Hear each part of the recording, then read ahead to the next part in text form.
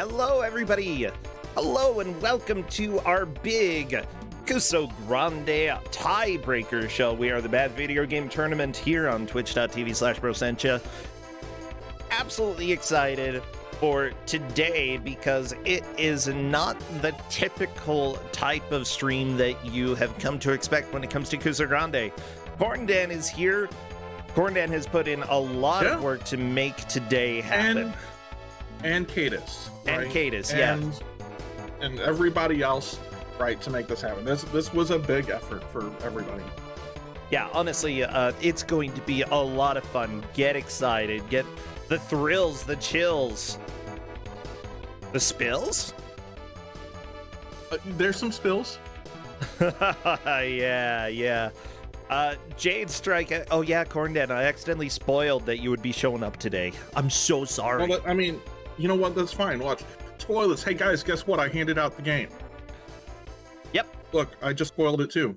Oh no! Crap.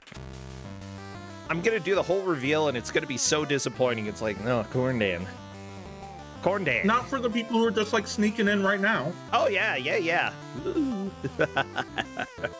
But seriously, yeah, I'm so glad that you and Kate were able to handle this and make sure everything came together.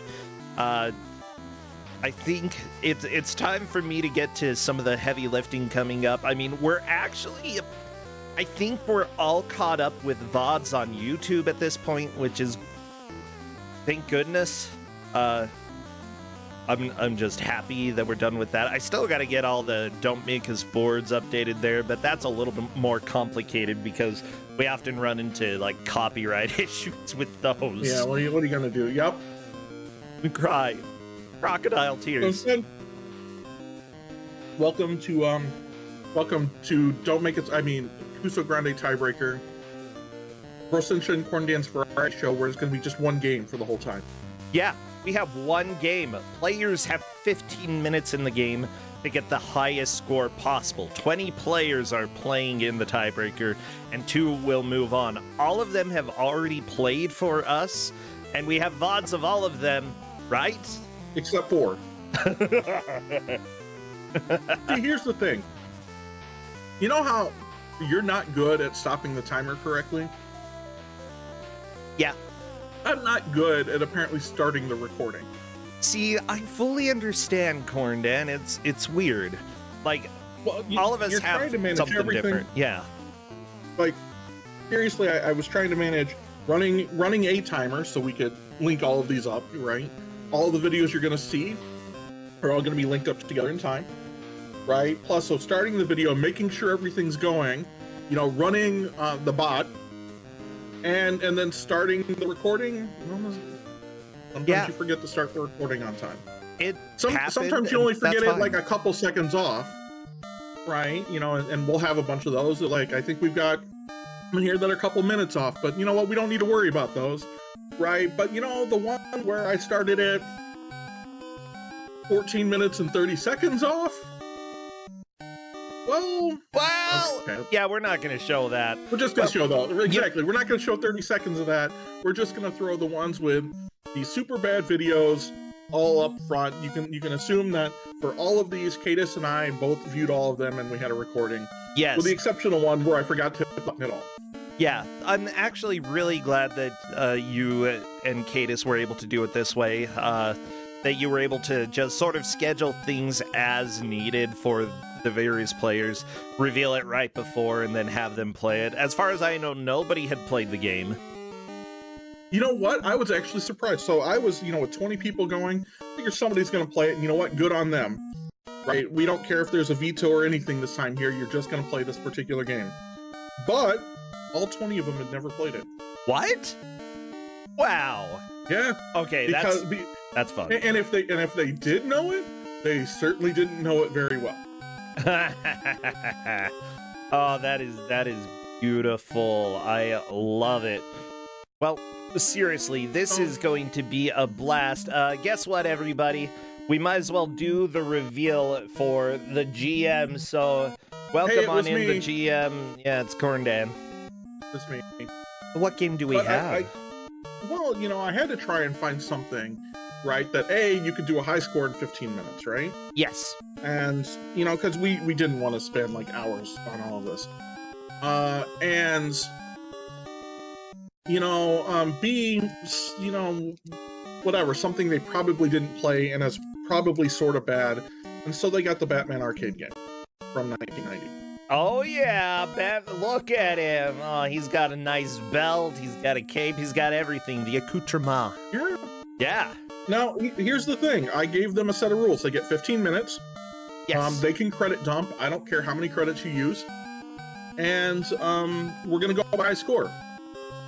And so that's just how it is. Blasphemous Roar, and I see ya. I'll tell you what, this game got a lot better if you could credit dump. I'm hiding from the Joker in here. Don't tell me. Okay. I mean, that's actually reasonable. The Joker sucks in this game. Yeah, he's a butt. So, total patoot. Somehow, like legitimately, right, we had 20 people who had not seen this game before. Which, given the scope of all of our players and everything, right, is pretty dang amazing. Yeah. Yeah, that is super cool. So, people basically found out what game they were playing right before they started playing for you and Cadus. 15 minutes to make as much of a high score as possible. We essentially set up 30-minute time slots, right? It was enough time to hand them the game, answer any questions, make sure that everything was set up, go, and maybe have about, depending on the person, between 5 and 10 minutes after, you know, the usual sort of, hey, let's talk about how bad this game was. Yeah. And I'm here to technically help test this. Yes, thank you, Roar. Thank you so much. By the way, because 4 of the videos, you know, you and Cadus watched them, so we know that these scores are verified. 4 of them really didn't or mostly didn't get recorded. So let me go ahead and reveal the current leaderboard for those specific players, because at the top we've got the Rurik with 220,487 points. Second, the Third Tail with 180,685. Shmeev, 175,000, and Springcod with 172. Shmeev was the one we actually forgot to hit record on, but Cadus and I both agreed on what we saw. Ah, okay. Now, do you actually know the score that I had during testing at this point? I don't actually know what it was. It was about 225,000. Ooh. Spring God is like, I did say I had the VOD recorded if we wanted it. No, Spring God, it actually worked out right on that, because as you'll see as we set it up, yours I could have gotten, but in the end, I needed an even number of videos, and so in which case, just leaving yours out because I started it like 6 minutes late, just worked out for the better. Well, we're going to go ahead and hop on over to watch the first pairing that we have for today, which is going to be our friends Faizu and Triscor playing in this game. We're doing them 2 at a time. Yeah, 2 We're at doing a them time. 2 at a time. So everybody, almost you can as go if ahead it was like a real Kuso6rande match. Yeah, yeah. 2 at a time, everybody. So let's go ahead and get these videos playing. Blasphemous Roar and Cornden, if you're watching on my stream, you will not be able to hear the game simply because you should keep it muted because you'll hear echo. Yep. Yep. Okay, so get ready for some Batman action. If this works on my first click, it will be like Pinocchio never happened. Oh, it worked! Hey, Pinocchio never happened. Yay, You should Pinocchio's start the dead to timer me. as soon as you start the video, though. Oh, okay, I can do that. Okay, everybody, ready, set, go.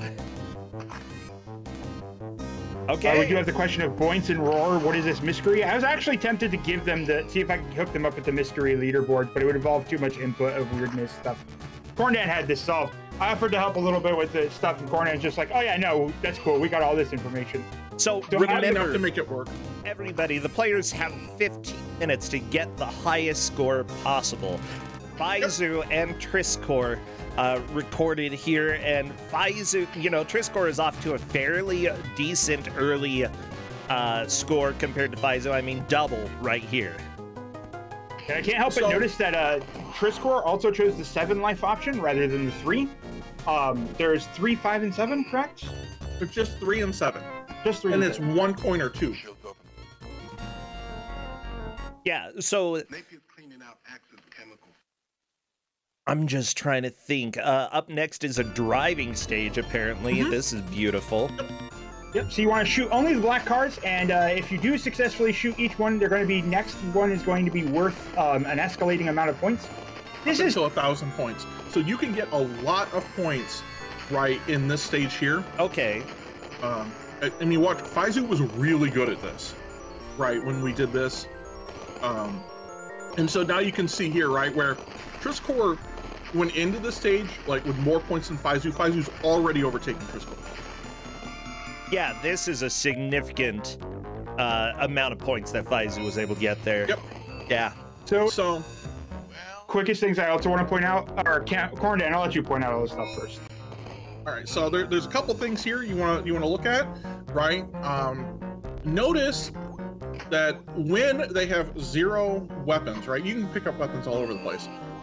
The weapons, it says no weapon 3x score. So yeah.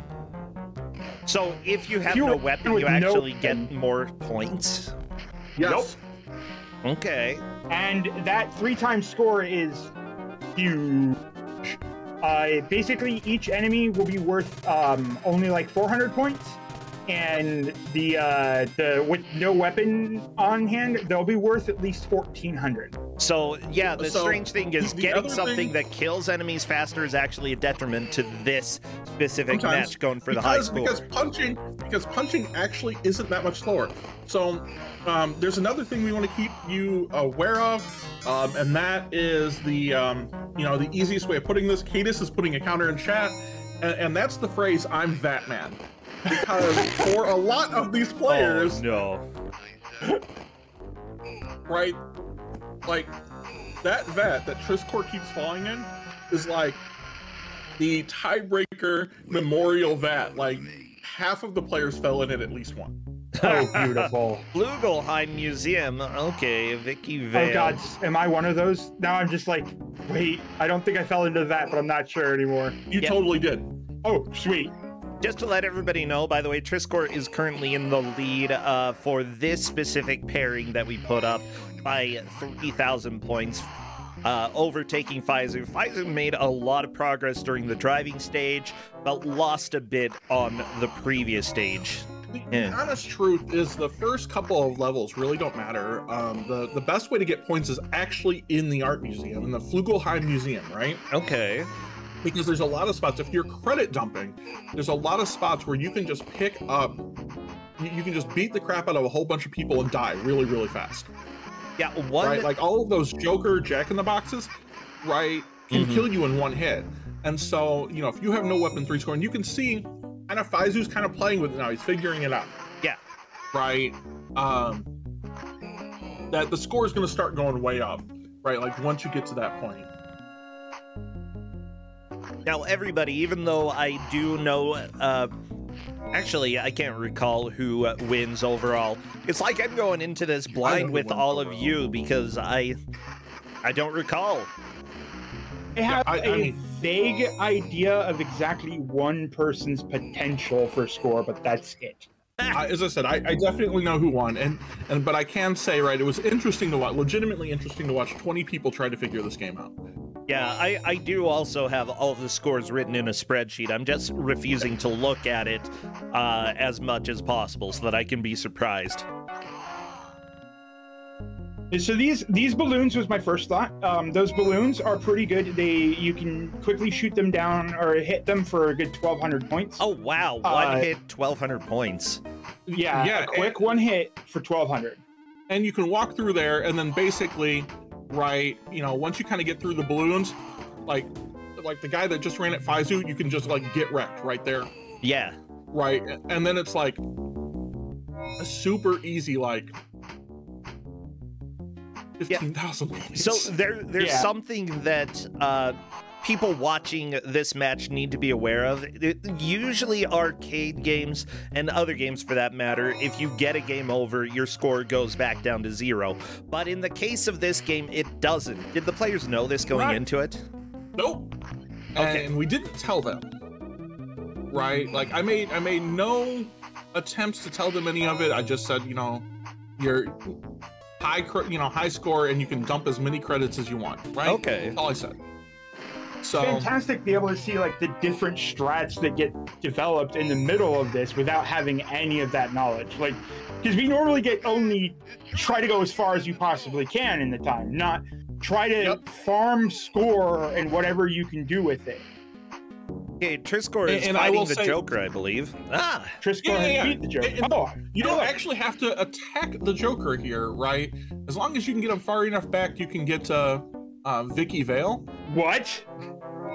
Yeah. Give I me didn't the tell you butt. that either. Well, I fought Joker for like 10 minutes past time just trying to see what's next out of curiosity. You could have told me that the whole time and saved me 10 minutes. I beat him. You beat him? I could have. Okay, so here's where like things really start to diverge, right? Okay. Faizu did an absolute amazing job killing all the Joker cards. Are you not allowed to shoot the non-Joker cars? You can shoot them, it doesn't do anything. Oh, okay. So your best way to go about it is literally just spam that fire button as fast as possible, right? Like all of the other ones, it doesn't really matter. Gotcha. Oh, yeah, there's some quick points being racked up here. I'm actually surprised. I had considered the possibility of restarting the vehicular sections, but they didn't seem to be worth the amount of points. But also 5,000 points for getting all the Joker's cars. Wow, Faizu is passing So if you Triscore right figure there. with like Faizu on that, right? You saw like just literally like how many, you know, it was like 35,000 points like for that. So you know, I'll tell you what, Cadis, like shooting a non-Joker car like doesn't do anything.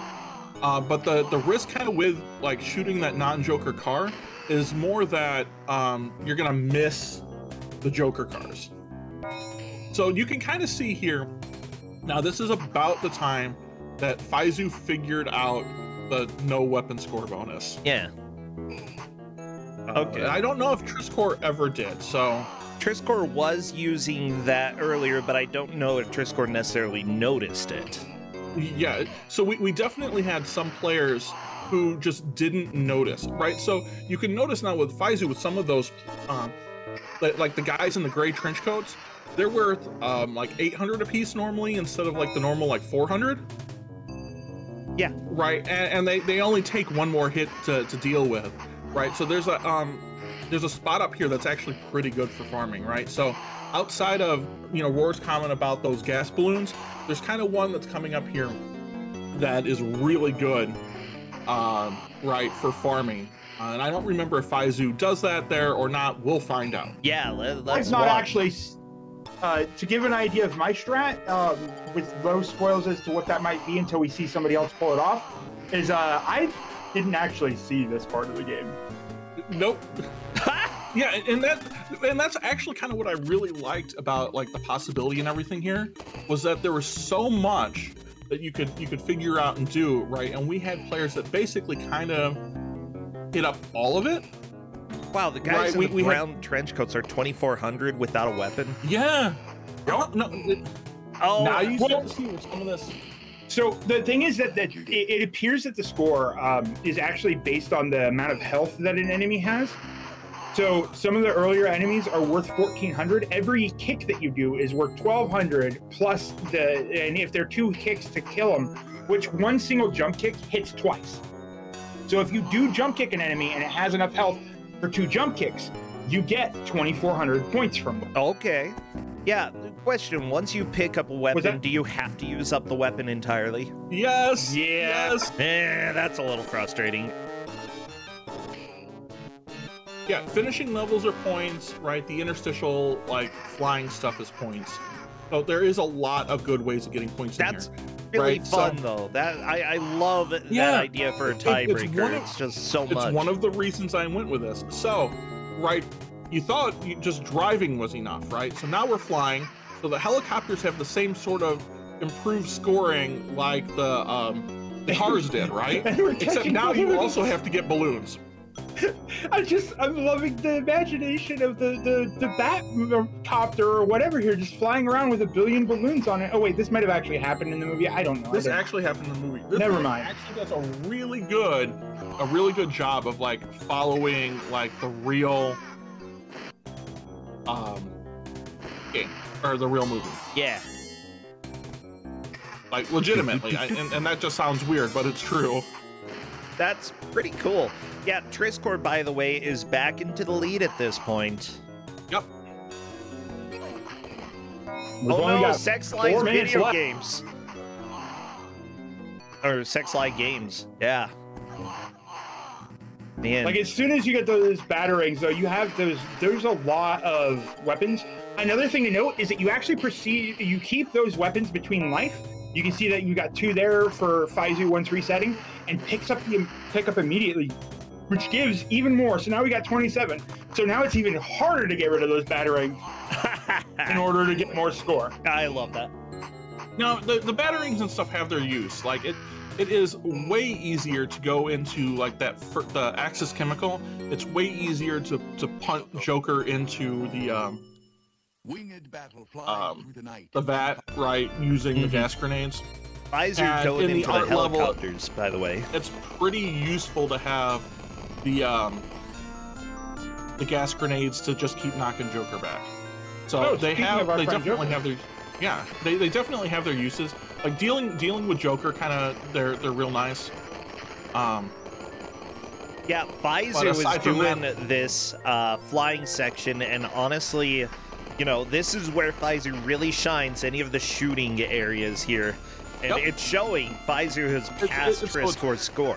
Right, because each one of those helicopters is 1,000 points. It is so easy, right, like, to get extra score, right, like in this sort of thing. As long as you can keep that copter bonus, right, if you skip, you know, a balloon or something and keep that copter bonus, you'll make up most of the points. There is a bonus for getting all of the balloons. We had a couple people do it. Right, I think Faizu got close. I think Faizu missed one. Yeah. 200,000 though, with only 2 minutes remaining. This is pretty significant. Yeah. I'm getting nervous over here. I think we have to be eliminated from Club 29. Well, I mean, remember, there are 20 people who are doing the tiebreaker match, and only 2 will be moving on. The people with the top 2 scores. Exactly. Oh my gosh. Anyway, yeah, we're gonna see about 14 more playthroughs. That's 7 pairings that we've got after this one. So yeah, it's intense, everybody. Those bells, though, there's so many bells. Oh my gosh! Somebody, he's a dead ringer. Triscore getting Clooney the Scourged here. Yeah, happens to the best of us, you know.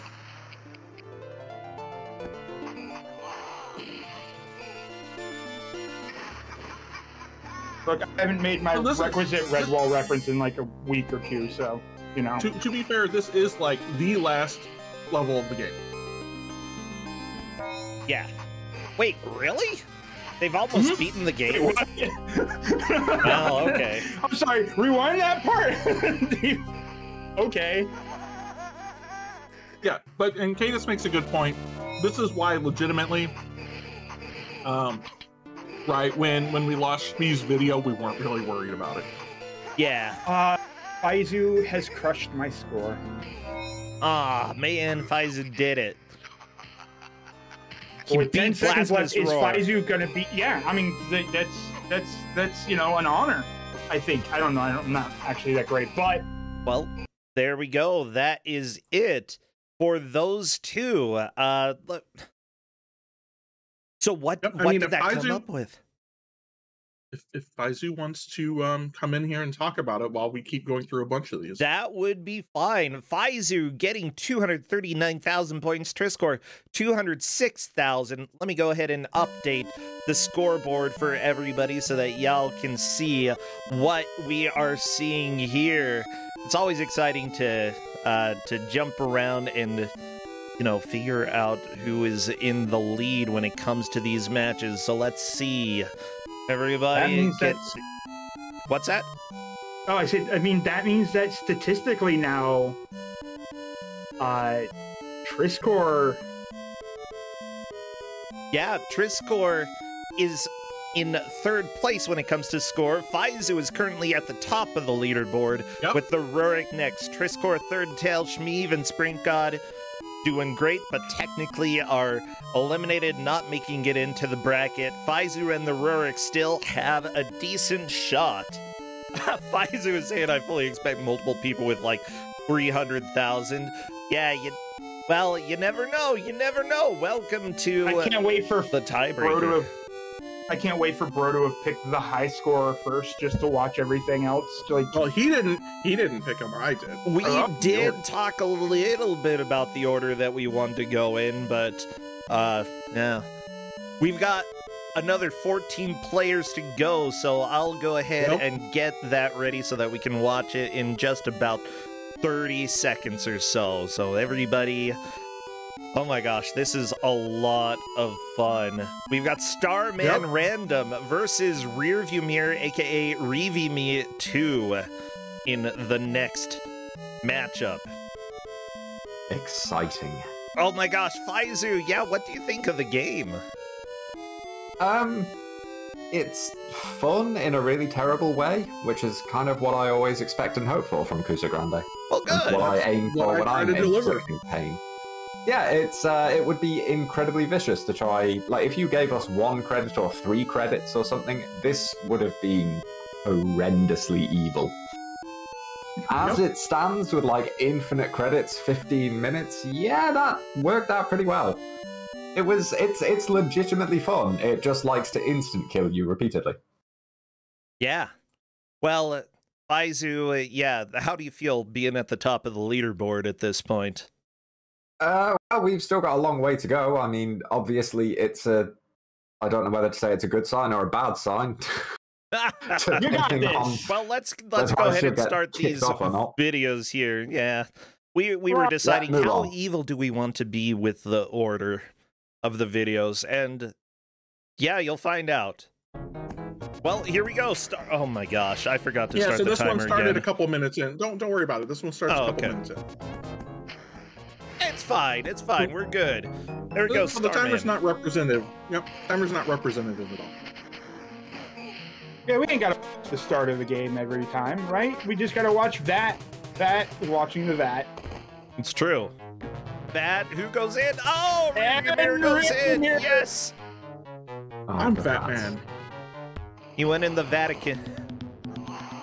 I'm that.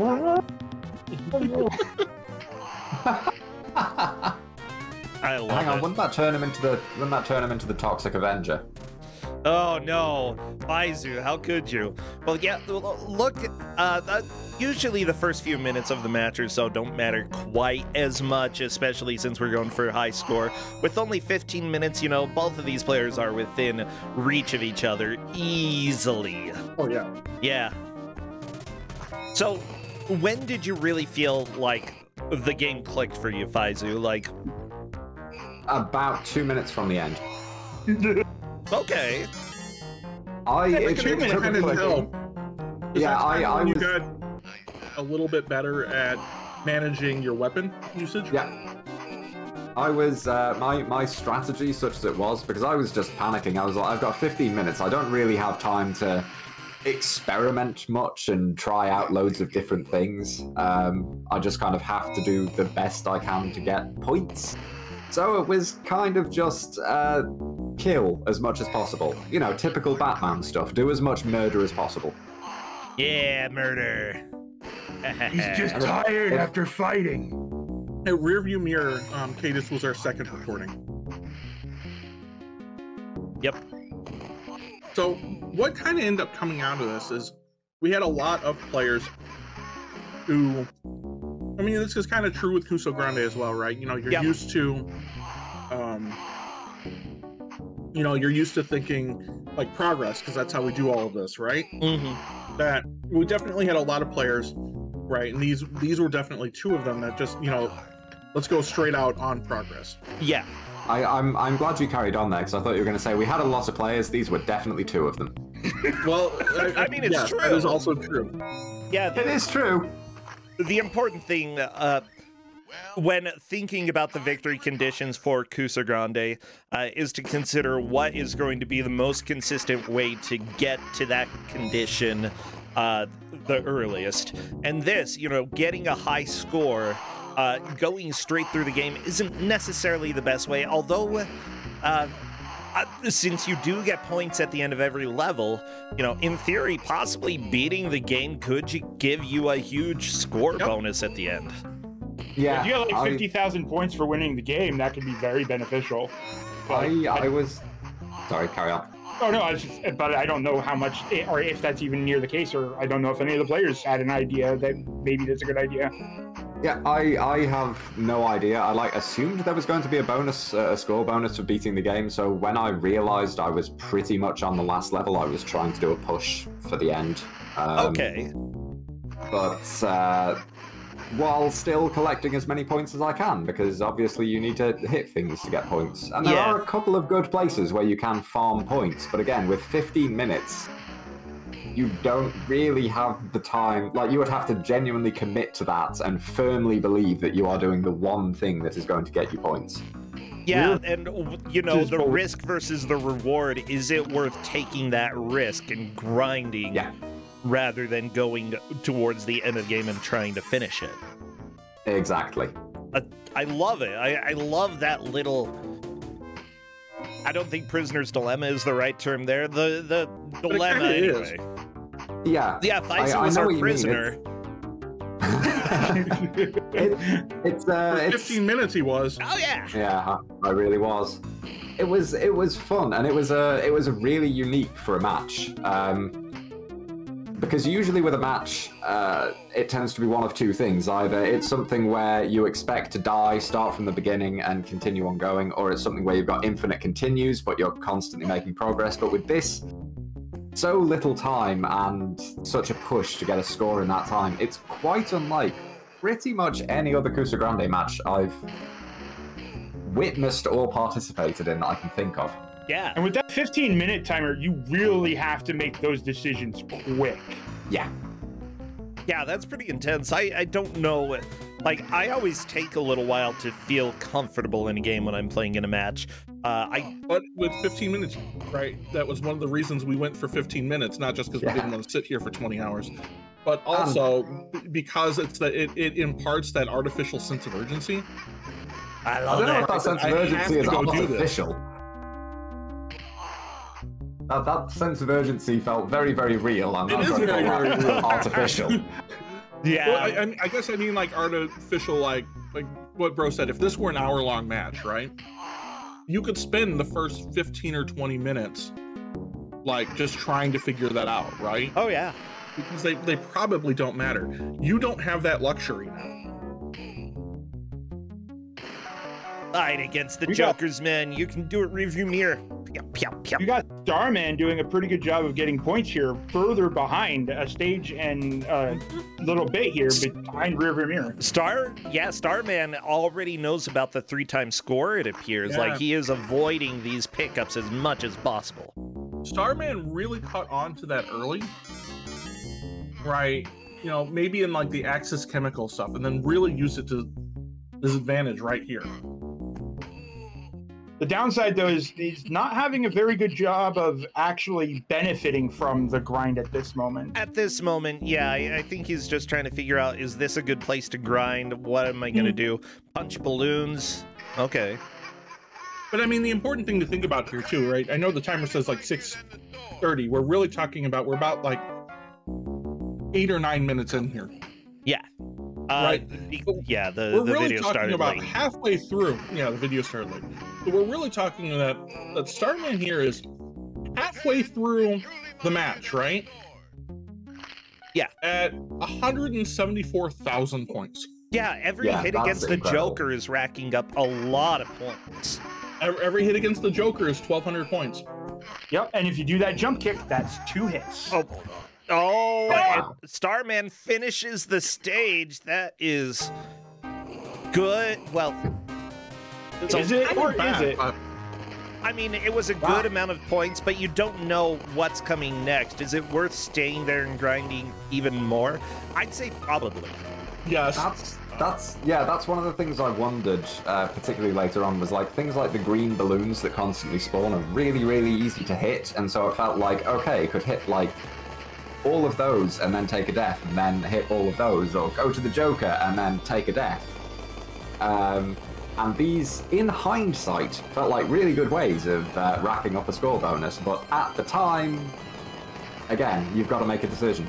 So now that we've seen a player do it, I can confirm that was my strat, was to farm points on Joker, but I didn't get nearly as high a score as, I guess, 2 people I've seen now beat my score, Corndan mentioned it, because I had originally tried farming those points against the balloon section where there was a bunch of balloons.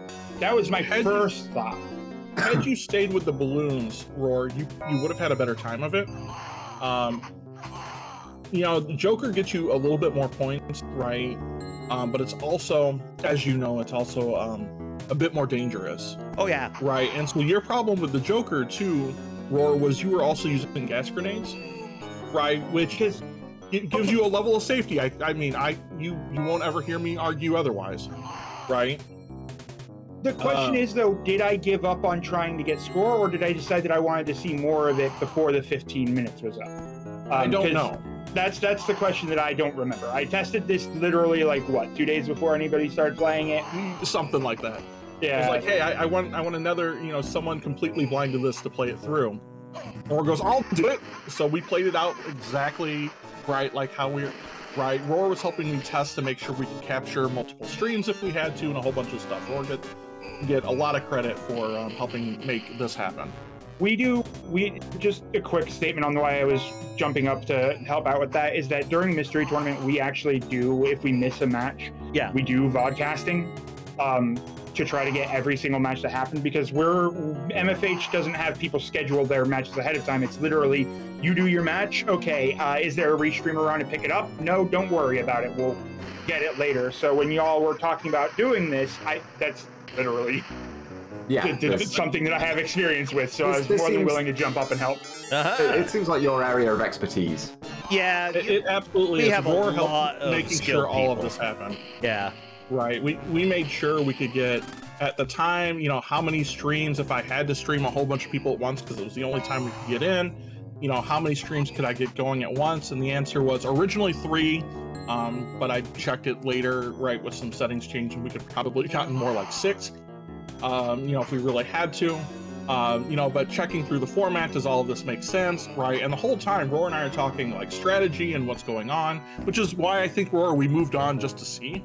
Yeah, because that's the thing, is I don't think I fought Joker the entire time. I think I gave up on it to try to move forward, but the problem was that I sucked at moving forward. Well, because I think what ended up happening was we went through and said, well, hey, right, you're you know, I'm gonna paraphrase the comment, but it was basically, you know, this seems like a really good spot, you know, to farm, right, with those balloons. I you know, knowing what's going on now, I think it's probably one of the best spots if you only had 15 minutes to do it. And then I think the comment was, hey, let's see if there's another spot, you know, going forward, right, what that would look like. Right, and then like we moved just like a little bit and ran into Joker, at which point in time. By the way, Faizu, it looks like Starman passed your score at this point. We're almost done with this match, by the way. The timer is definitely lower than the amount of time that these players have been playing, just because the videos started a little bit late. So they'll go black in a little bit. Keep your eyes. Yeah, who knows? Who knows? Honestly, though, thank you everybody who put effort into this, because you made it dummy-proof for me, and it's actually very easy to keep this going. Yeah, did you just cut the videos at exactly the 15 to give it to him so that way it guaranteed to stop? That, yeah. Yeah, okay. Yep. I wasn't sure what all was going to happen. I was interested. That's one of the reasons I had to see this. I was interested exactly what y'all were going to do. So rearview mirror saying he thought it was this base. We purposely laid it out in the rules when we handed out the game. This is by score. Yep, right. Gotta read the rules. Gotta read the rules. And it makes, to your credit, Rearview, it makes sense since this has all been Kuso. It's not too much fault. But also against your credit, gotta read the rules. Yeah. Always read the paste bid or whatever information. If a GM says you can have the manual, read the manual. They're being nice. Yeah. If the GM says you can read the manual, that means one of two things. That either means the manual is completely useless and the GM is trying to waste your time, or the manual is absolutely essential. Well, there and it's usually the latter. Yeah, it really depends. Well, let me go ahead and stop that timer because that matches up. What did the scores come to? Let's jump to the score page real quick. Starman moving into the lead here with 258,810 points. Rearview Mirror fitting into that fourth place with 207,903. Honestly, that's a pretty dang good score. It's just that we had a lot of really good players. Faizu still hanging in there like the cat. I'm fully expecting to get knocked off of this branch fairly quickly with the way these are going, but we'll see what happens. We'll see what happens. I do have to give one thing to Rearview Mirror though. 10,000 point balloon bonus. Get you some. Yeah. No, dude, it was awesome. Yeah, that is honestly really cool. Okay, good job. I'm doing a little bit of setup, so feel free to go ahead and talk a little bit more about the experience here. Yeah, why do you think Starman ended up getting such a good score this attempt? I mean, farm balloons. Yep, literally, Starman figured out early the 3x the 3x score bonus for unarmed, and that is amazing, right? You know, like finding that early and figuring out how to make use of it, right, is super important. And that's legitimately, right, what happened. You'll see, you can see kind of looking at the scores, like Starman figured it out, Faizu figured it out kind of late, but Faizu did a great job on the driving sections, right? You can see how much of a difference that can make. Yeah. Right, and even if it's only like 10,000 extra points or something you get, which is a lot more than that, but let's say it was that, right? When everyone's kind of starting to group around like 200 to 210,000, right? That makes a difference. Yeah. We just got to get each player as they finish in here, right? You just like watch that list on Discord just go all the way until. I'm kidding. I am not in charge of these things. There's a good reason for it. Yeah, that is fair. Okay, let me go ahead and I will say, while you're setting it up, Sprint God, I will spoil it for you. Nobody beat the game within the time limit. A couple people got close. Yeah, there were a few people who got really close there. The Rurik, I'm sorry that your chance at getting into the bracket is gone, but you know what's not gone? Me! Wait. Next videos? No, like, honestly, the fun that everybody had. I hope that everybody enjoyed playing through the Batman arcade, even with the slightly different goal. It was still really exciting. Let's go ahead and hop back to some videos. Internet Dirigible going up against Lady Rex. Okay, here we go. Oh, what? Oh, no. Yeah. I was expecting it to start already. There we go. Yeah, no, this one starts like 3 seconds or something into the run. Oh, not too bad. Yeah, not too bad. Scoring system. See, the fun part about this is not being the GM for any of these, or not being the actual GM and just testing this a little bit, means that I get to be completely, totally biased and go rah, rah, rah, Internet Dirigible, get them. I have friends, I think. Aw, you got friends. I tend to stick with the Kuso mantra of cheer for both of the players against the game. The game is the true enemy. Yeah, rah, rah, rah, go Lady Rex.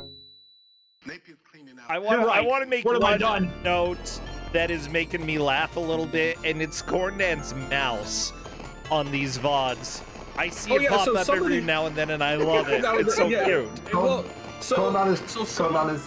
Go on. Trying to get all of this set up, right? And in a way I can make sure it's recording and doing all of this. And I learned some really stupid things about Discord, by the way, which probably show up in some of these videos. If you pop out, you can actually see an internet dirigible. Yeah. So if you pop out the share screen, right, to make it easy, because I literally set all these up, right? A lot of players are playing on the same size and everything, so I didn't have to do a lot of recapture. If for whatever reason the main Discord window, if you move it or something to try to get a better look at what's going on, and it overlaps completely the popped out window, right, the capture goes blank. Yeah, this is something that I've had to deal with during Don't Make Us Bored. A single pixel available, right? Then it's fine. It's an issue. Yeah, honestly, like, because every program behaves differently, like, and this is really the first time that you're recording, like, tons of different people, it's completely understandable, but it gives you experience. You know how to do it now. You know what? It's totally the Kuso6rande experience here. Let's call it what it is.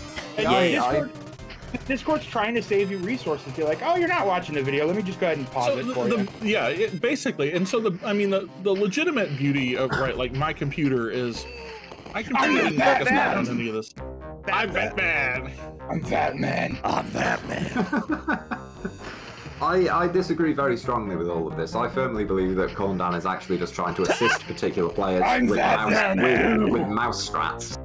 And is just trying to cover it up. It's like, with just Discord go excuses. here, just go here. But look at the scores, by the way. I'll tell you what. Oh, yeah? It didn't help. Internet Dirigible is currently in the lead between these two players. 45,000 points, Lady Rex, and 32,000 points. I'm Batman.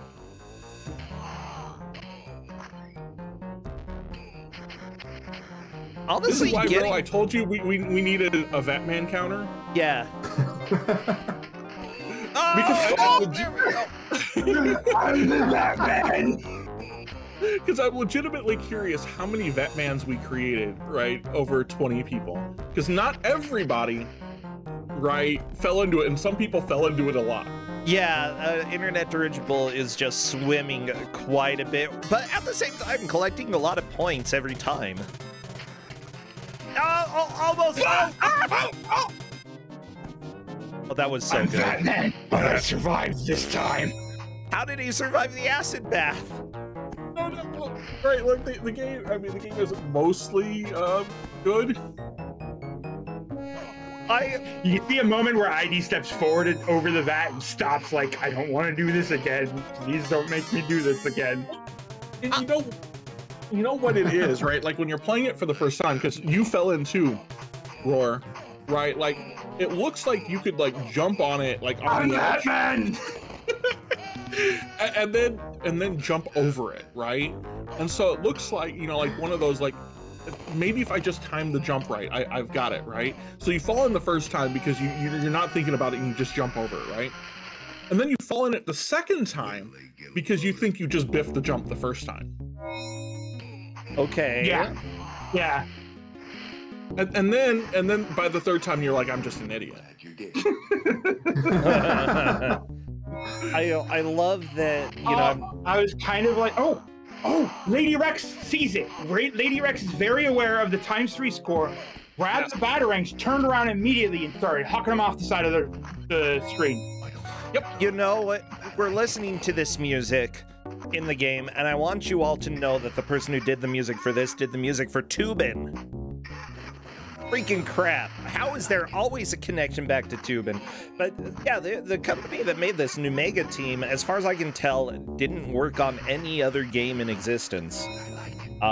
Maybe like fair, individuals like, probably did. This game is legitimately pretty okay.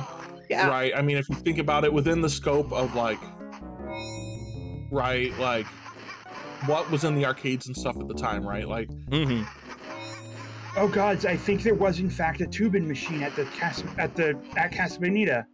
Ah! Oh no! Yeah, well, that was a double kill. I would say doesn't matter. You get first.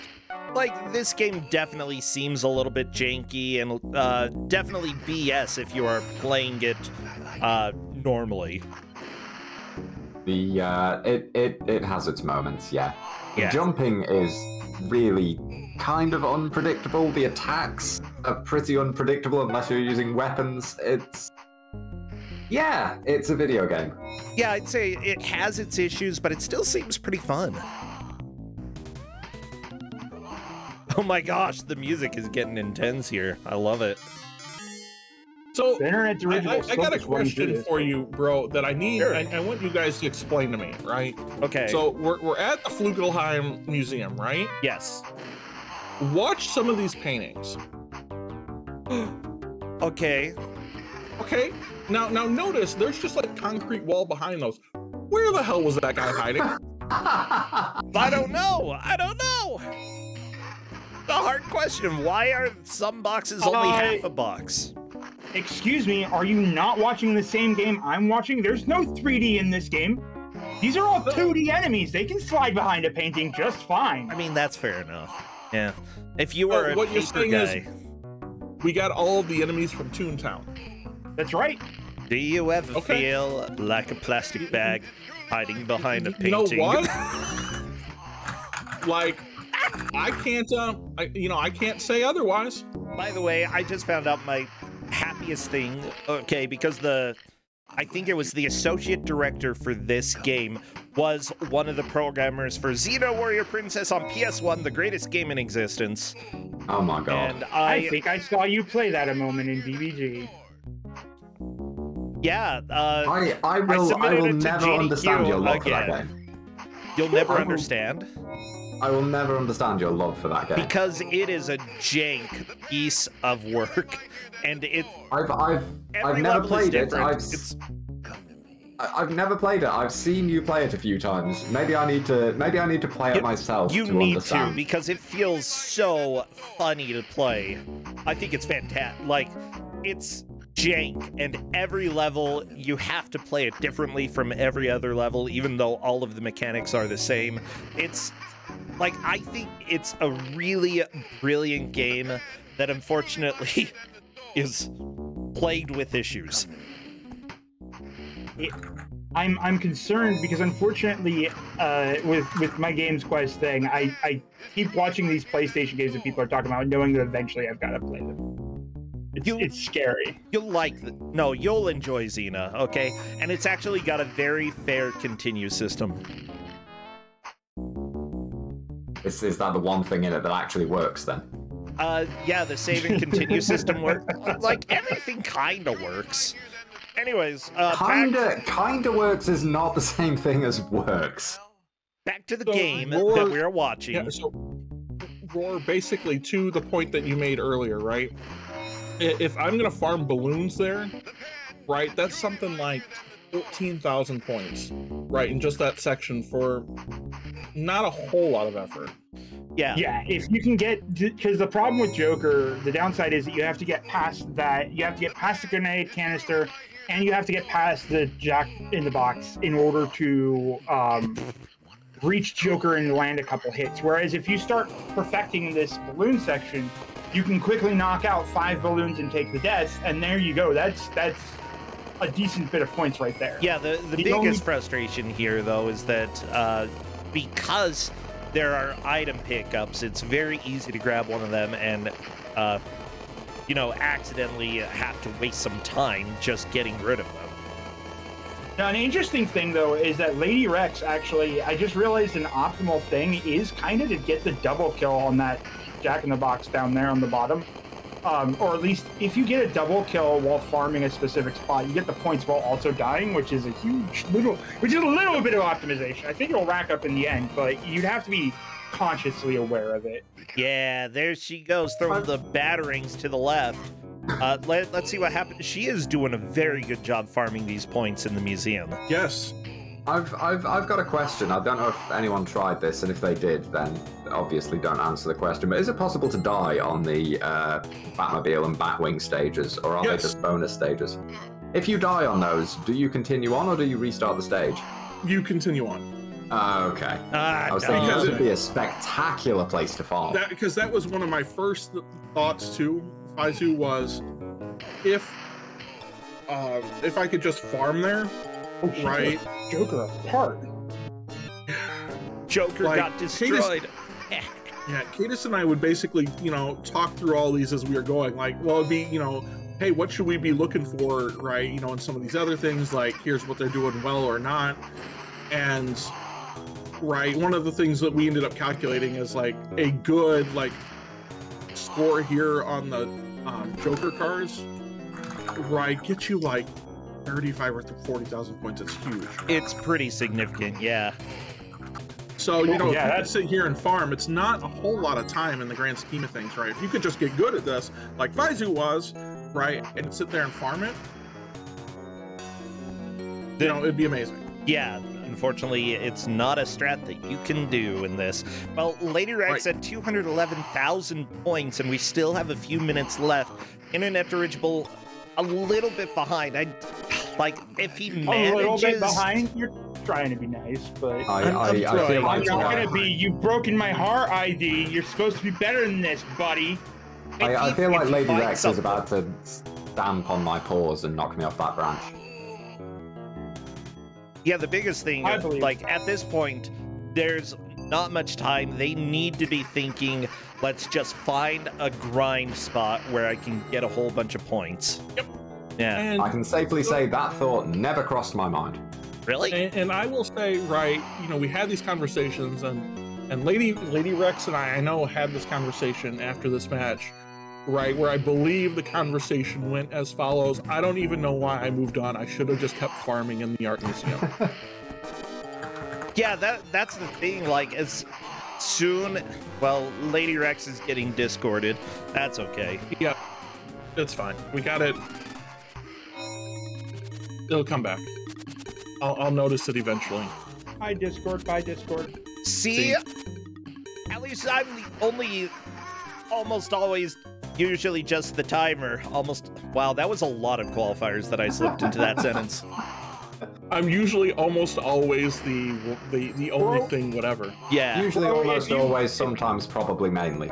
If you've ever seen an MFH stream, you'll know that you're way better at this game than I am. So don't worry about it. Oh, good. Oh, good. Look, it turns out, given what I put together to run at a last-minute thing here, right, I did okay. You did good, fantastic, Corndan. You did great. Good. Yeah, and it turns out streaming is sometimes hard. And, technology is hard.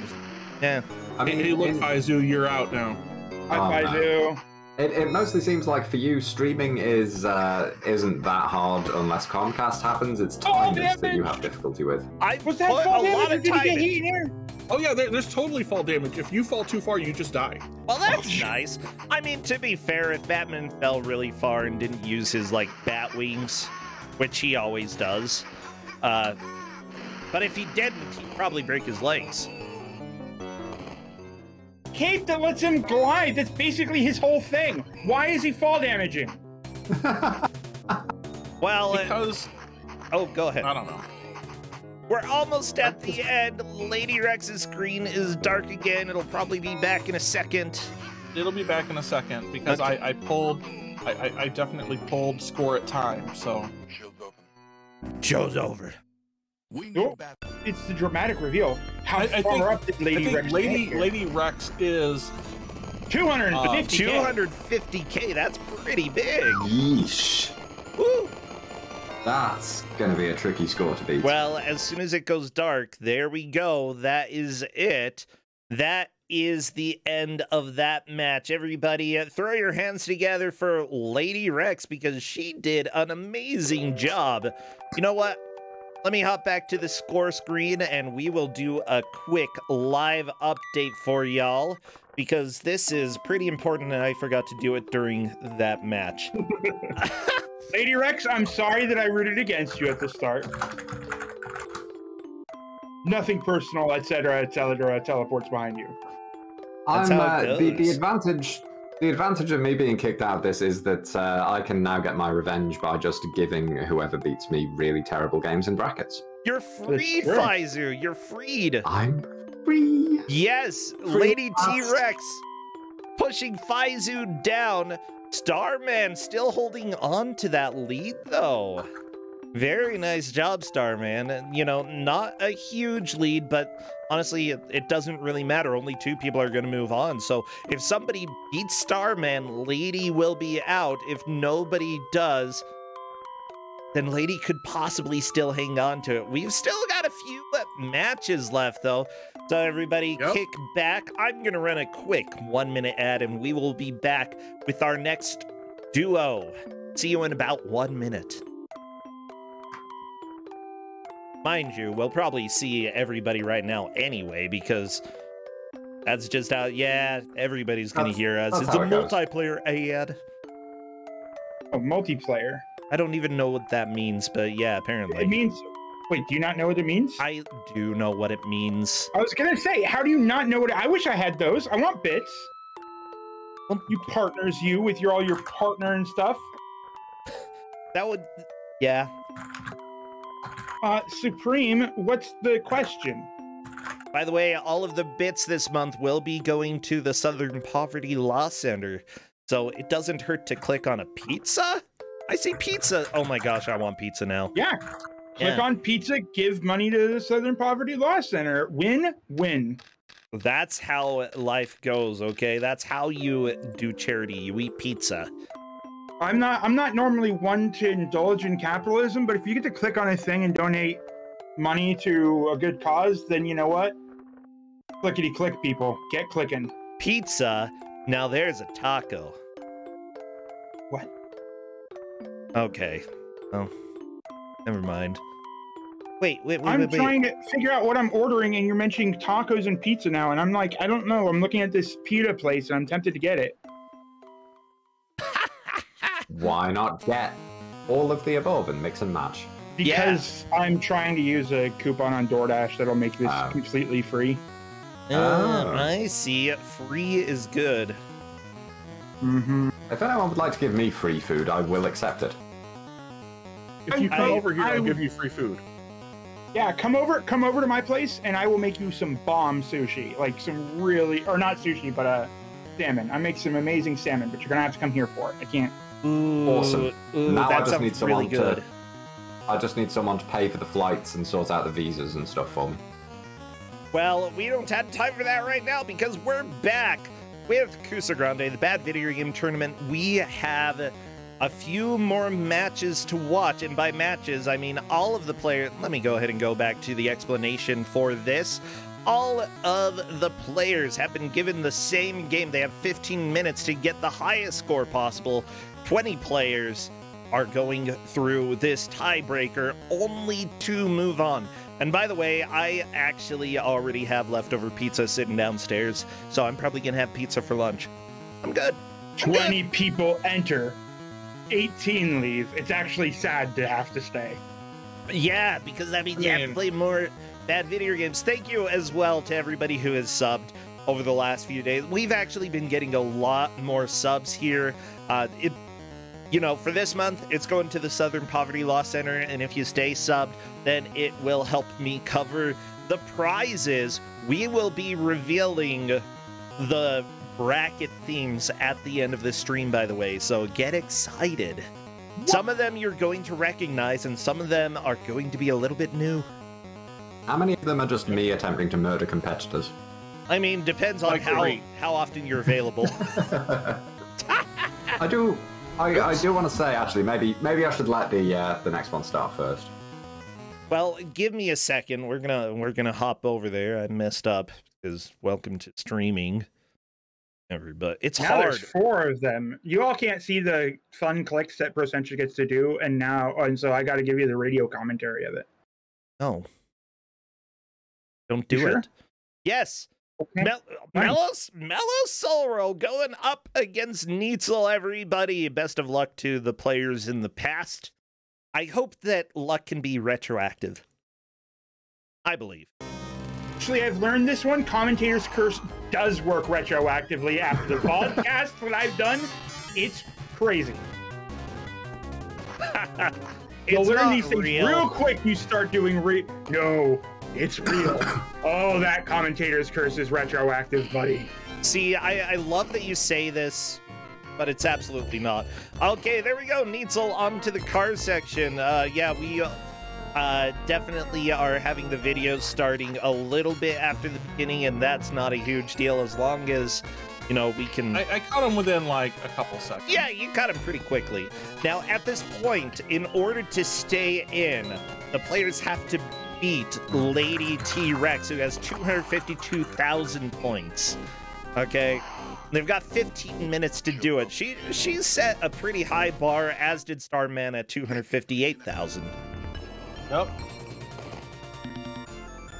I want to say, as much as I know, and this is what I was going to say before, as much as I know that this was, or it must have been a nightmare for you lot to figure out how to do it, how to organize it, I actually really liked having something like this breaking up the middle of Kuso6rande, because it is something really unique and different to what's come before. We've and I know never that done anything like this, yeah.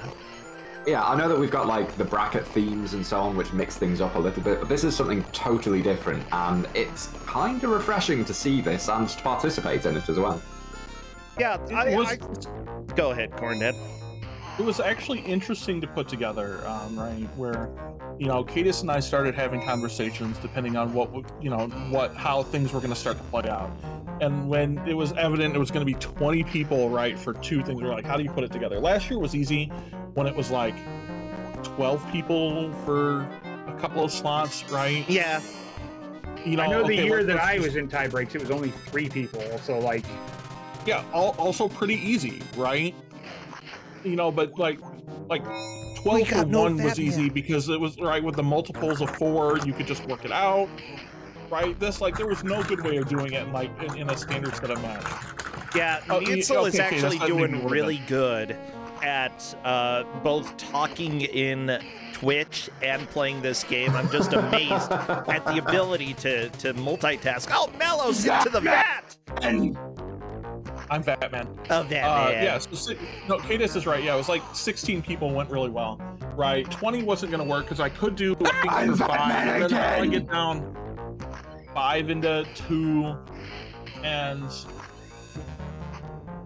I think I made the stupid comment. I said, you know, wouldn't it be nice if we just had like an arcade game or something? We could just line them all up by score and be done with it. That clearly wasn't a stupid comment there. No, and then it became, well, how would we make all of that work? You still can't get 20 people all at one go, right? That's when Roar chimed in. I'm Batman. Is that what he said? I'm sorry, I don't care if Corndan is dropping the literal secret of the universe, but if somebody drops in the middle of a vat while you're talking, I'm gonna. I mean, that's fine. That's why we have you. Right, immediately Roar brought up, while we were talking about it, that, oh yeah, sometimes we do that for, like, you know, mystery tournament and stuff like that. And Cadis was like, oh, I've never, you know, Discord would be great, haven't done it. Roar goes, oh, I do, and Roar and I set it up to make it work. Right, I mean, oh, was it really that shortly after the conversation there? I thought you'd been doing it. Pretty much. Yeah, I was just like, yeah, no, I knew how to do that. No! I'm Batman. Mellows! So far, I think Mellows has the record for the That's 4. That's a lot. That's 4. Yeah, it was like ID had 4. Uh-oh. I'm Batman. Mellows, You are going to kill my throat. Oh, yeah. This is so good. If the VATs were only worth points.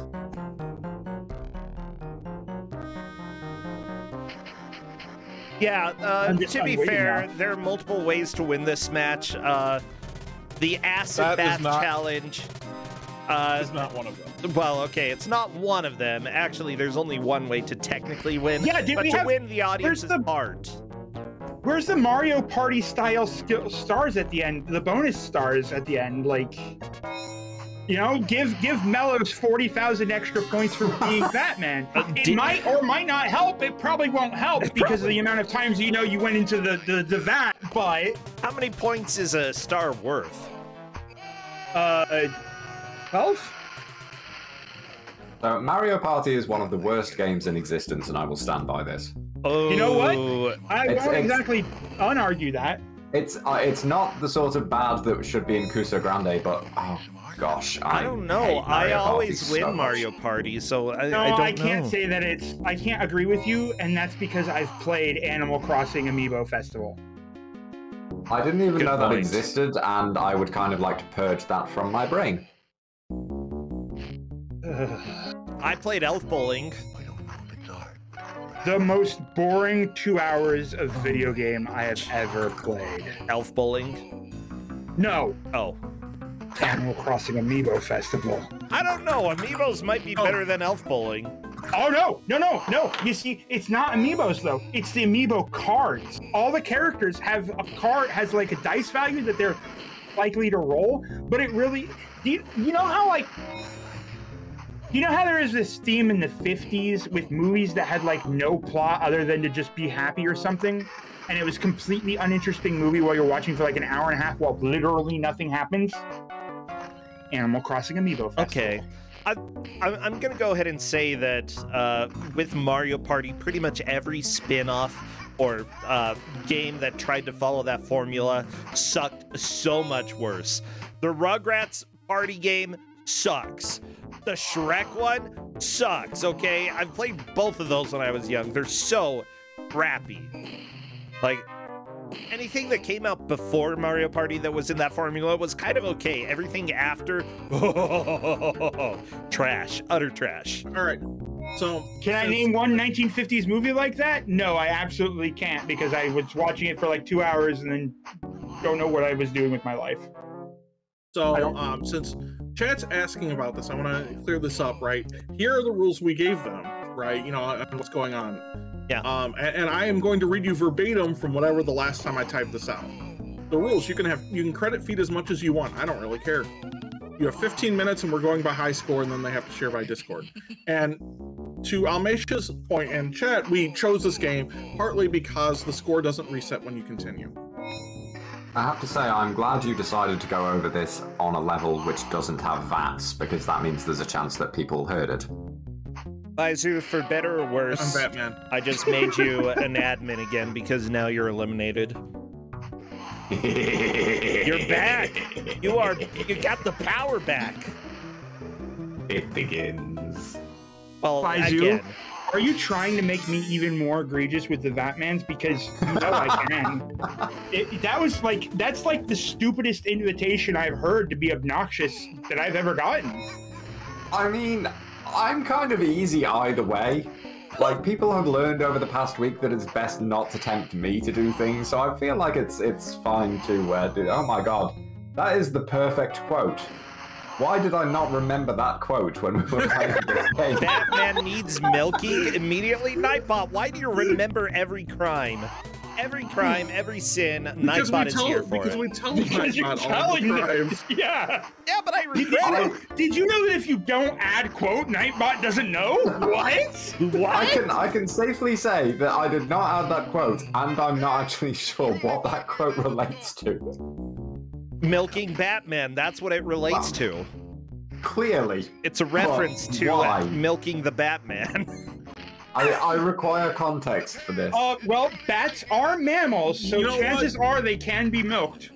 You know what, Faizu? Maybe it's best that we don't have context for this. This is true. I mean, the main reason why I add most of these quotes is specifically so that we don't have context, because they're far funnier without it. That one, however, is so bizarre. Yeah. I think I need like an ounce of context for that one, maybe. I'm going to go with statements about an excessive number of Batman movies and games based on the franchise, so that we need to be milking Batman as if, we're I'm now wondering if this might be related to Batman and Robin, where the Batsuit had nipples. I want to point out, by the way, that right now Melis and Neitzel really don't have very high scores. They're both trailing significantly behind Lady Rex and Starman. I don't think either of them at this point have really figured out that if you go without weapons, you get a lot more points. Yeah, and so Needsil, I'm not certain on either way. At the end of the match, I brought that up to Melos, right? You know, out of curiosity, and Melos was convinced that because of the range and everything, he was killing enemies 3 times faster using the weapons. Oh, we found the context. Yeah, that's right. Because when I lived in Batman, when I lived in Batman, no, Brazil. You lived in Batman. When I lived in Brazil, there was a brand of milk called Bat Milk, and they had to name it Bat Milk in order to try to get the. I have never lived in Batman. One can dream. I'm gonna, you know what? I'm going to just chug all this water rather than saying the thing I wanted to say. I'm just gonna not say for Kuso over here. Say it. We can ship you some bat milk if you want to join. do you really want me to say it? You don't want me to say it. Nah, don't. You probably don't. I mean, will we have to ban you or time you out? You will. We're good. What's this about all these balloons that Needsil are carrying? Those are definitely a lot less I don't understand horrible than what I was about to say. They're like 2 different balloons that you collect. One is an ugly clown, and the other one is like some vendor, like from Aladdin. That's all I've got. You've got those 2 balloons. Needsil, actually on the final level of the game, I believe. Again, you said nobody completed the game, but one strategy is definitely just trying to go through the game as quickly as possible, because you never know. You do know at this point that you get bonuses every time you finish a level. You don't know how big the bonus will be if you finish the game. I will say, I think Needsil's got a reasonable score for the final level. It's not a bad score by any stretch of the imagination. Needsil did a very good job. Yeah, it's just that we've got some stupendously high scores in the top 2 places right now. Yeah, this is definitely a score indicative of I've done a pretty good job of playing the game forward, but I didn't know didn't stop and properly grind, and also I'm stuck in between boxes because apparently this is a spot you can zip line up to. And welcome to the Bat Life. The Bat Life, yeah. By the way, one thing that is kind of exciting to me about Kuso6rande, I love that every year we have some different mechanics for how things play out. This year, the tiebreaker being significantly different from every other year that we've had it. You know, there's always something that we have that is going to keep people on their toes, and this time, the tiebreaker is the one thing that people could not have expected. Now, I'm going to ask In fairness, even the GMs didn't expect this. Yeah, we didn't expect this. Well, I didn't expect. Let me just we say, basically, as soon as we figured out it was possible, we literally went in with this, right? Like, people were asking, don't I get, you know, we had a couple of people ask, like, don't I get an hour, right, for prep and make sure it all works? I said, no, we're going to make sure it works now and go. Right? We did not give. You don't get control tests? You don't get. No, we gave them the control test. We made sure they had control tests. Okay. Oh, I think that was a double kill Needsil versus the Joker. Joker fell into a pit. That is not the final Joker, though. Oh, okay. Apparently, he shows up like 2 or 3 times during this. He does. I'm not too surprised. I went on to finish this afterwards. I think it was like another 2 minutes or so of play. There were some nastier sections towards the end, but yeah, the Joker turns up like 3 times on the final level. Gotcha. So when you start seeing the church bells, right, because we're in the Gotham City Cathedral, right? So when you see start seeing the church bells, you know you're close to the end of the game. Yeah. By the way, do you all want a confession from me? That depends on what you're probably confessing. not, but it's going to be funny. So is this going to be something where we're going to have to? He's never seen the movie. Cause an intervention or call the police. No, I mean, he's never seen the movie. We guarantee that. No, I've seen this movie. Anyways, my confession is I didn't know how the tiebreaker was working until after you started filming. I mean, that's fair. We told you how it was. Wait, you mean to say you didn't know how it was going to go until I caught you on voice, right there? Yeah. Right to tell you. Well, that's it. That's it. Yeah. That's no, it? I think. Yeah. everybody, Mellosolro and Neitzel, let's go ahead and go to the score screen to see how they both did. Whoosh! And Neitzel coming in 5th place with 213,000 points. Internet Dirigible definitely at the bottom of the pack at this point. Remember, though, only the top 2 scores really matter. So, you know, Neitzel had a better push, but unfortunately, you know... To be fair, Neitzel was also like the 3rd or 4th person, right? Neitzel's score held for a pretty good while. Really? Yeah. Right now, I'm trying to decide if I'd like to remain in 3rd, or if that will feel crushing and just increase my rage, and therefore that might actually be even better. That would be something special. Yeah. Well, everybody, I'm getting the next round of videos put together.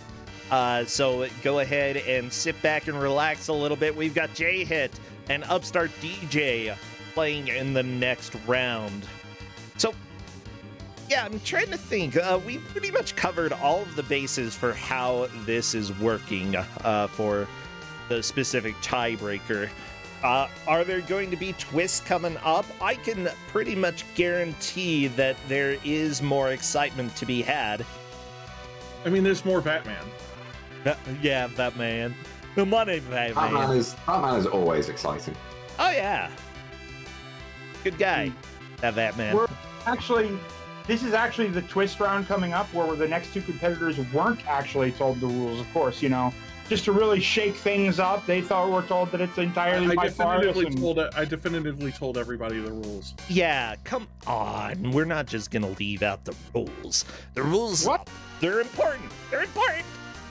You mean to tell me that there's this important rule whereupon we need to be clear to our players what the actual goal that they are trying to attain is, because that's, you know, important. Yeah. I'm sorry, I have to mute you all so that I can listen to what was just linked to me. Okay, go ahead and listen to whatever's there. Oh, that was everybody. He's deafened. Let's talk about Faizu behind his back. All right, Faizu is a great person and actually is really enjoyable to hang around with, and I'm glad that he's been a part of this community. Wow. Okay, I watched that clip again. That was a thing. Okay, I'll have to watch it later. It was screaming. I just heard in my ear. It was it was you saying, "Ow." Yeah, you talking about bat milk yogurt and then saying, "Come here, Batman, we have a job for you." Everybody, welcome to the 4th game of today. Ready, go, players, go! Gotham City. Oh, we got both of them at the very beginning. Yes. 1 point. There was 1 point on the scoreboard for J-Hit there. Yep. So I have just now learned that you, for walking forward, there's score. You get score for moving forward. For progress, yeah. Yeah. Wow. It's always if only I had walked another, I don't know, 30,000 steps miles. Or something like that. If you had walked 30,000 steps, you'd be able to go eat more onion rings and get fat again. Oh, delicious. This is why people have Fitbits. I could have been in 2nd place if only I'd walked another, you know, several thousand steps. Here we go. If I were actually competing and I saw that #1 tick up, I promise you I would have actually gotten up from the computer, walked away, and left it there. I don't think you would have done very well. I would not have, but it would have been wonderful to be the only 1 point on the scoreboard. Y'all can enjoy your extra Kuso6rande with your brackets and your prizes. I got 1 on Batman. he would be #1. Oh my gosh. I just remembered last night we played the card board game, I guess, whatever you want to, tabletop game, Cosmic Encounter, and that game is wild. Like, the game is fairly easy to follow. You're trying to take over planets and stuff. It's just that there are like 200 or 300 different species that you can end up playing as, and one of the players got the winner. Oh, that was the rare reverse Batman. The race was the winner. That was their character, and they ended up Basically, every time that it was their turn, they got a new planet that they controlled, and that's the main goal of the game, to get planets, and he just kept getting planets because he's the winner. And guess who won? The winner won. That seems possibly slightly unbalanced. I did get a card that allowed me to cheat, though. That was nice that card was in there that time. So I was able to just, like, steal stuff and put it wherever I wanted, as long as people didn't notice. Cosmic Encounter looks fun. I need people to play board games with, because I have a horrible habit of... at this point, it may be bordering on an addiction. I will just kickstart board games, despite the fact that I have nobody to play board games with. I have a closet full of board games and expansion packs here that I haven't played yet. You know, I'm Batman! Hey, Brossentia! Yeah? I'm Batman! J-Hit got such a good jump into that bat. That was beautiful. Honestly, I'm trying to think of things that, like, I would like to do with people more often on stream, because simply put, I have a better time if I'm not just streaming solo. Maybe we should just have, like, board game night every week. You can invite join in. Or you can also not afternoon. invite me, because that's an option as well. Yeah, and we could... I just like to invite myself along to places. Oh no, Upstart DJ! Oh, that's not a bad thing. That's a good thing. Upstart That's a DJ good up to thing. the next level. Oh no, you beat the game! Oh no, you're doing good. I can see who Brosentia's rooting against. Oh no. Thank you, Jack Nicholson, for your beautiful face. Thank you, J-Hit. I appreciate that comment in chat. Yeah, so Yeah, by the way, go I'm going to award 30,000 make-believe roar points to J-Hit for the reverse Batman. The reverse Batman was very good. That I think all the judges are holding up a 10 for that. Mm-hmm. Except the Russian judge. So, yeah, Faizu, I'd say, you know, I've got Tabletop Simulator and stuff. I could, like, figure out some of the games on there if you are interested. I've got Tabletop Simulator. I've got various bits and pieces for pen and paper RPGs as well. Ooh, okay. I would certainly be interested. I need to fiddle with Tabletop Simulator some more, because right now I'm still at the point where it feels unreasonably clunky for fairly rapid play. But we should mess around with that sometime. If you take time, I think it can move a lot faster. The problem is that whenever I played it, I ended up with people who would just draw obscene images with the pens that are in the game. You do know that if you invite us all to play, right, there's just going to be dicks everywhere. See, that's exactly what happened. We have to. We're gonna have to set a rule. We would have no dicks on the play. Yeah, if you do anything publicly obscene, then I am taking away your pens. It's not a dick, it's a floppy lighthouse, DJ, okay? No, DJ, you have to press back. Press select. DJ, insert coin. Yeah. Oh, okay. Okay, so Upstart DJ, I'm not gonna lie, like, gave me so much anxiety, right, over this, because they never, like, it felt like until, like, the end of the match, like, Upstart DJ never noticed, right, when they had to put in coins. And you saw him, like, the whole time I'm, like, yelling at him, like, just put in the coin. I think at one point in time, right, like, it gets, like, dangerously close, and all of this, I'm like, I'm gonna have a nervous breakdown watching this, like, because I don't want to, you know, I don't want any of our competitors to be like, well, I lost because, you know, like, here, we're at 5 minutes, like, that could be a high score. Right, I don't want any of our competitors to be like, I lost because I didn't put in credits. This was the player's revenge on the GM for giving out this game. Yeah, just give the GM a heart attack of just, you know, you're supposed to press the insert coin button, right? Right? Yeah. Right? Yeah. Oh. I made that part clear, right? I did say you can coin dump, right? But to go back briefly to the earlier statement, if we do tabletop nights, then I think there is going to have to be a rule that the only dicks allowed at the table are going to be the players. What if there's a card? What if there's a card in the game that we're playing that, like, is specifically like non-players did. What if Handsome Jack is involved? What if we're playing Pictionary? All right, we're playing Pictionary. Are we having this discussion? We're playing Pictionary, and one of the things you have to draw is floppy lighthouse. Well, that would have to be a different stream. We will not play Pictionary on my Twitch.tv channel. By the way, everybody, this is a PG-13 stream. Hopefully you...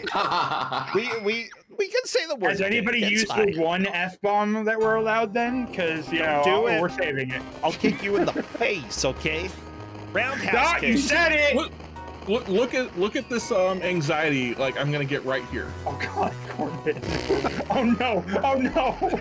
Upstart DJ, why do you make us stress out like this? I can imagine how you were feeling during that moment. Oh my God. Well, I felt it right there too. I'm sorry. I may now have watched too much Batman that I'm slightly off the rails. Right, like we're at the point here where we have legitimately seen an hour and like 15 minutes of Batman. Let me just say though, this is going a lot smoother than I expected. It's actually like I'm really good at messing things up when it comes to doing something that's not your typical stream, and I haven't messed anything up too bad. What is wrong with you? What? Why would you say that when we still have like 3 matches left? I don't believe it, Jensen. I don't believe it. I would be legitimately... Please just put the coin in. Please just put the coin in. One. I mean, I'm just assuming that at this point in time, Upstart DJ has decided that he's not going to win, so he's just going to mess with me? That was very down. possible, That must have been down to the millisecond before it game overed. That's beautiful. Because that was halfway through the time being on 0. Right. Oh gosh. I'm not like, I try so hard to hold my sweary nature on your guys' stream over here, but that's about to make me drop some profanities that keeps happening here. I'll say the word. Let me tell you, it keeps happening. Ah. This is why when I'm playing an arcade game and I've got unlimited continues, I just spam the quarter input button and then I only get confused. I told like everybody to spam in as many credits and everything as you want. Yeah, I just, you know, I'll occasionally, this means when I inevitably run out, because I am sometimes really bad at games, especially arcade games because they're cruel, you know, I will forget that I'm out of credits and I will be confused for a few seconds, but this is just bordering on sadism against the GMs, which I approve of, because I was a player during this period. Yeah, so GMs kind of deserve it. Yeah, here we are trying to give you a fun little tournament and try to find the worst of the worst for you, and you're gonna give us, you know what, Upstart? You know, I don't say this normally, but I'm glad you're not in brackets. Oh my God. You don't have to destroy me with those. That's right. That's how egregious your credit not entering is, Upstart. You have made an enemy for 3 minutes. I'm sorry that I said that, Upstart. Wow, that is rude. Absolutely. Please don't hold it against me. Too far. I'm sorry. No, please don't ban me. No, bro. Damn it. So anyway. Yeah.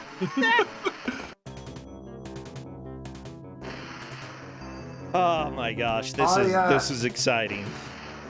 I would be legitimately curious, and this is probably something you've thought about, or you've been too busy panicking over this, but with this format, I'm now wondering if we might see something like this pop up again in future Kuso tournaments, and not necessarily just for when we wind up with a nightmare tiebreaker.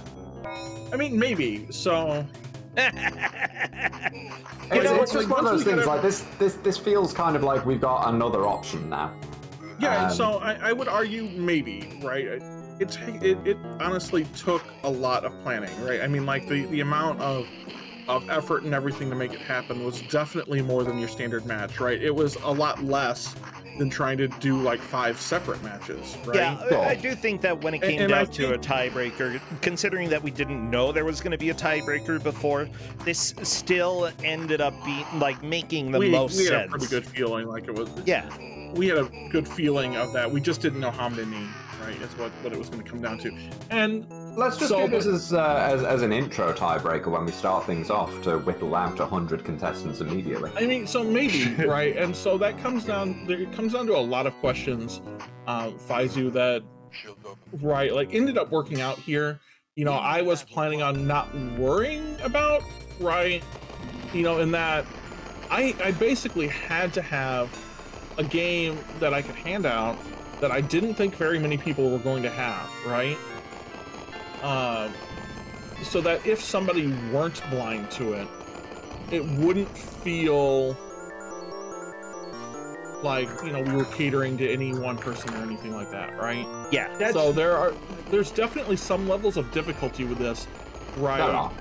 In making that happen, right? That aren't really well situated, right? You know, for like most normal matches. Is it on the table for certain things or fun, whatever, who knows what? Absolutely. Absolutely, you know, is. questions. I just you kind have to commit to a lot of things beforehand to make that work, right? Roar, what did you do to sure. Upstart DJ? Oh, okay, he's back. Nobody can. I have an out. No, wait, I don't have an alibi anymore. You were what were you doing during the segments you were missing from the stream? Fifth. By the way, J-Hit has a pretty good score at this point, 199,000 points. We're getting close to the end, but a little bit of grinding could make a significant push here. Yeah, I'll definitely say in the veins of having to try to figure out something that when you're dealing with async, it's actually a well-documented kind of issue with Mystery Tournament. Is that we do, with our open scheduling and the like, sometimes players can't find that open schedule to make it work, and we've got to move on with round deadlines, so we'll allow them to do an asynchronous match. Yep. And that does pose the problem where if player one gets to, you know, player one says, oh, I'm not blind to this game, that game gets like 2 or 3 redraws, and then finally plays the game, and then player 2 goes, oh, I'm not blind to the game that they drew. Yeah. We can't do much about that. Yeah. There are inevitably problems. But And in this particular case, I didn't really care about that because, like, only 15 minutes with all of this, right, isn't a lot of time. Like, even if you knew the game, right, would you probably do a whole lot better than 250,000 points? probably also, not, no. Bonus points for knowing your Kuso. There would be rare occasions where that could happen, but I do think there would be serious outliers. Like if I happened to be someone who could 1cc this game. Well, everybody, that is it for this specific match. J-Hit and Upstart DJ, not for the match, for these two players. Very good scores. Where do they end up? J-Hit definitely got more points than Upstart DJ. Is it enough? Unfortunately, no. J-Hit is down on number 6, and Upstart DJ coming, sort of finishing at the bottom of the pack at this point. Honestly, though, you know, this is one of the games that you don't really expect. It's a different format. You have to be on your toes, and even then, you know, if you don't do particularly well, it's not really shameful. This is Batman for Arcade. Who goes and, like, who's known as the master of Batman? Not me. Well, except for the Bat Milk. I thought that was Uyama. Oh, actually, yeah. Mike Uyama, the master of the Bat. Batmaster. Well, you know what? Instead of blabbering, I should probably get the next match all finished and ready. So, yeah. Anything else you want to say, my friends? Please. What? Let's see the next We've match. got... Oh, you mean you want us to fill time? Oh, I was like, Do you it. know, we still got like 2 more matches to go. What are you talking about? Oh my God. You're like giving us the sign off like, hey, see you all later, friends. Goodbye. And it's No. like, all right, bro, I guess you're going to just silently talk about this match by yourself. I'm just trying to get things ready for you, and you're making fun of me. Yeah, you know why I'm making fun of you? Anyway. Do you know why I'm making fun of you? Why? Because it's filling time. Well, You know why I make Good fun job. of you? Because it's funny. you're Corndan. My name's Corndan. I like to mock Rosancha. Look, is that the best mocking you can do? I mean, come on. I'm Like, trying to at least set put- up. That's the best I can do right now. At least, like, put in like a token effort. No. If you're gonna write like mock Corndan, right? You've got to make sure that like you're doing the right idea when you're like trying to you know, right? What I mean? Like, Yeah. look, if you're well, going to mock me, at least mock the fact that I've put us ahead of schedule, right? Because of how bad I am on starting the timer, on starting the recording. I'm Like, gonna there are let. perfect things. Like, if you're going to make fun of me here, right? Like, I have given you material and set it up on the tee, and Anyone yet want to let somehow me you talk? decide to bring a baseball bat to play golf. Anyone No. want to let me No, talk? no, I've got no, things bro. to say. We need to continue mocking Corndan and you at the same time. Look, Corndan has problems with starting recordings. You have problems with stopping timers. You complement each other's weaknesses beautifully. Everybody, if you would like to contribute to this channel and also to the Southern Poverty Law Center. See, this is what I'm trying to say. I'm trying to talk about the charity that I'm giving to this month. Okay, subs and bits. Charity begins at home, and I am at home, and I'm bullying you. Yeah, and that's roundhouse kicks to the face also start at your home, Faizu, and I'm ready. I'm ready to do that, okay? So if you want me to roundhouse kick Faizu in the face / give money to the Southern Poverty Law Center, go ahead and throw some subs or bits. I don't know what I'm talking about anymore. Let's get to the match here. I have a feeling that suggesting that you would roundhouse kick me in the face is probably a good way to get subs. Thank you, Prism Ranger. That's one kick. Pretty cool. One kick per sub. Okay, let's go ahead and start. Whatever. Corndan's been surprisingly silent right now, and I'm concerned that I've like said something wrong. He's just sitting in the background being like, that was a good idea. Yeah. I'm waiting for Brosenchu to say something stupid so I can make fun of him again. Are you saying what I said wasn't start this stupid? next Wow. match. Okay, Oh, ready? Wait. Brosenchu just promised to roundhouse kick me in the face for every sub, and you're still waiting for him to say something stupid. I think it's a great idea. Look, as long as as long as one of the two of you take video of Brosenchu attempting to roundhouse kick you in the face, I'm good with that because that's a consenting more to than this. anything I could have said. I would practice. Anyways, can I start? Yes. Yeah, go on, man. Okay. Bending Human versus Jakazam. Here they go. Uh-oh. So there's that one. There's that two. See, just 1 point, and you're just done. One and done. Call it a day. Yeah, everybody, please forgive me because I will have to make some small adjustments. That's okay. That happens. Yeah, sometimes people don't quite have the right resolution, or you don't have, or the video's weird or whatnot. Whoa! I don't even know. What is going on? Discord. Oh my gosh, I tried to do it live, and then it happened live. Is this a Brosenchu problem, or is this a? I'm pretty sure it's a Corndan Brosenchu problem. It's total. So here's What the thing. the It's totally freak is happening? Every single video was the video itself, right? So I recorded all of these, right? So every single one of them are left justified video with a timer. You don't see the timer here. Yeah, but it's not left justified right now. I don't Brosenchu? know why. Brosenchu? Yeah, Brosenchu? You yeah. don't believe in Brosenchu. jinxes? I believe in roundhouse kicks. What do you Because want to see that? you just literally said that you've not had problems. I warned you about this, and yet here we are. Yeah. I was just going to say that nothing about this is justified. Oh, that's Wow. Wow. Okay. Well, I'm just going to go ahead and chalk that up to something weird happened. And maybe it was Corndan's fault, but maybe it was mine. It was definitely your fault. Definitely your fault. Probably. It's Like, okay. Yeah. Bro, Whatever. we still love you. Now let me take a look. There was something different about this video. Anyways, we've got a match going. Bendy Human and Jakazam. Bendy Human is doing pretty well. You know, they're right in range of each other. We're only 2 minutes in, so. Only 2 minutes in at 30,000 points. It's actually pretty good. This is not too bad at all right now. Yeah, not at all. You can kind of see, well, maybe you can't because I'm watching this slightly differently. I'm slightly delayed, but you can see how janky the jumping is and the movement in general. It is just really weird to control. Much weirder than you would think.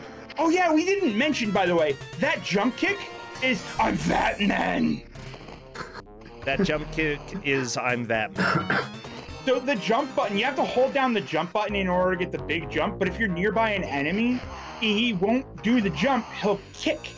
Because the jump kick is actually just pressing the jump button. Yeah. I'm that man. I'm that man. Batman. I'm Batman. I'm gonna go for a little dip. I love that when Batman leaps into the vat, it looks entirely intentional with the way these animations work. It just looks like he's like, yeah, I am going straight into this. It's gonna be great. Who I'm Batman. Uh-oh, Jakazam, are you gonna go swim? Not a swim that lasts very long, mind you, but a swim nonetheless. Okay, Jakazam has avoided Batman. I'm Batman. Jumping in this game is really weird, especially when you're trying to jump up to the higher platforms as well. The ones that you can jump to without needing the rope gun.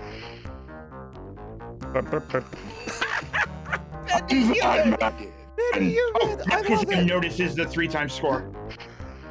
That was an immediate dump right there. Okay. I'm the Batman. Skibidi-dop-dop-do-dop-do. Dop-dop-do. No, that's the Scat Man. Oh my gosh, please don't do that. No scatting, no vatting. No, we're getting lots of vatting. There is no avoiding that. You may vat, but you may not scat. Nice outfit. Oh, okay. I like the voice acting in this game because it's just lines from the movie. Oh yeah. Oh yeah. Agreed.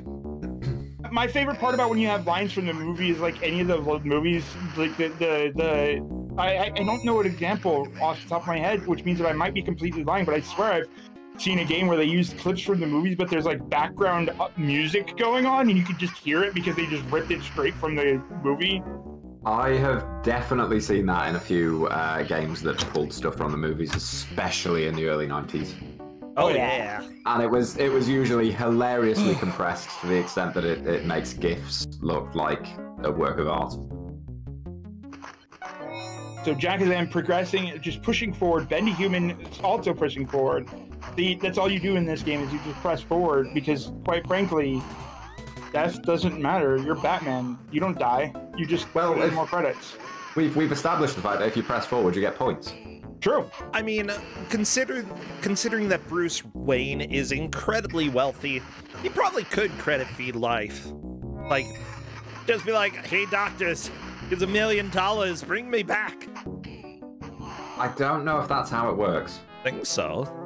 I really hope Why that's else not how do it works. doctors exist? We're in America, so that's exactly how it works. Yeah. No, hang on. You're in America, so hey doctors, here's $1 million is probably enough for a checkup.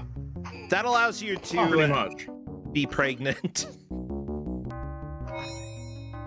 Yeah, that's baby having money. Yeah, that's baby having money. Yeah, you're good. God. So interestingly, that reminded me. I'm totally derailing this conversation now. I'm sorry.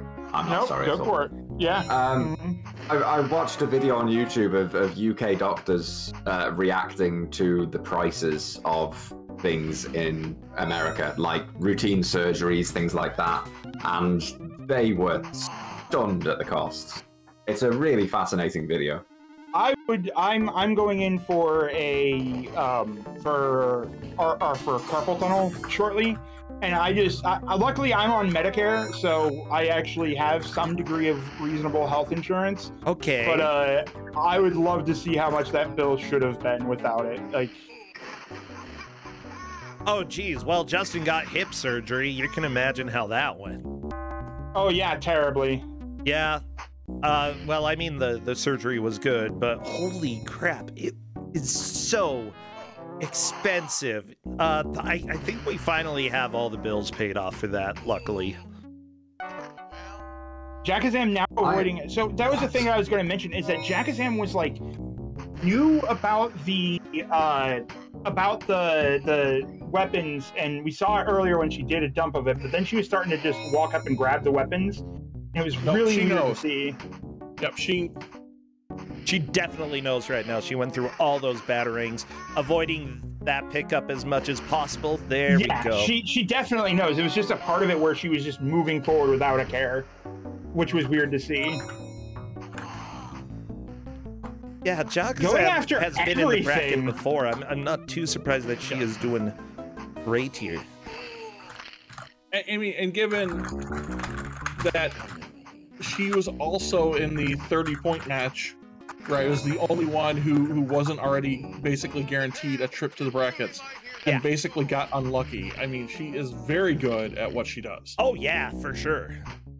And she's currently 50,000 points ahead of Bendy, and is only 8 minutes in right now. Right.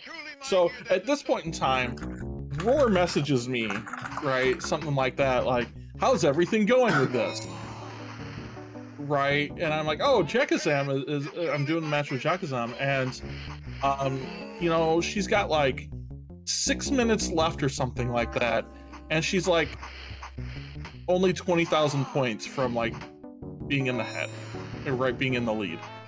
This is going to be ridiculous. At that point, yeah, like she only has 178,000 points right now, but there's plenty of time So she went sort of early, right? Because Jackazam was one of the people we were concerned about with scheduling, because other things were going on, right? I had to catch her basically like Saturday morning, right, to make this happen. It was like Saturday at like 10 a.m. or something. It was pretty crazy. Oh, that screen. Paizo, I love your keyboard, by the way. Beautiful. The clicking class. This gas grenade, by the way, is really hard to dodge. Yeah.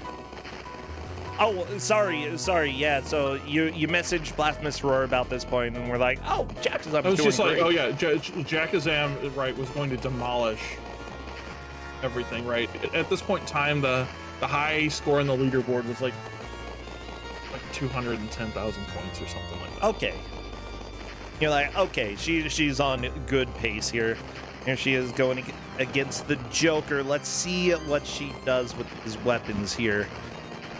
So, she's trying not to grab this gas grenade. The problem is that gas grenade is hard to dodge. Like, the jumping in this game is really hard to try to avoid it, which means that she's constantly stuck with it right now, and it seems like she's trying to dump it and then not being very successful about it. Just turn left and throw them all. Well, the problem is that you still got to worry about that pickup right there, because it's just nearly impossible to dodge. Well, as soon as you grab the pickup, start getting rid of them. That's actually longer than to grab a couple of extra points. Okay. It looks like she's trying to beat Joker now. Meanwhile, Bendy Human has beat Joker, moved on, and is still 70,000 points less right now. But only 4 minutes left for Jackazam.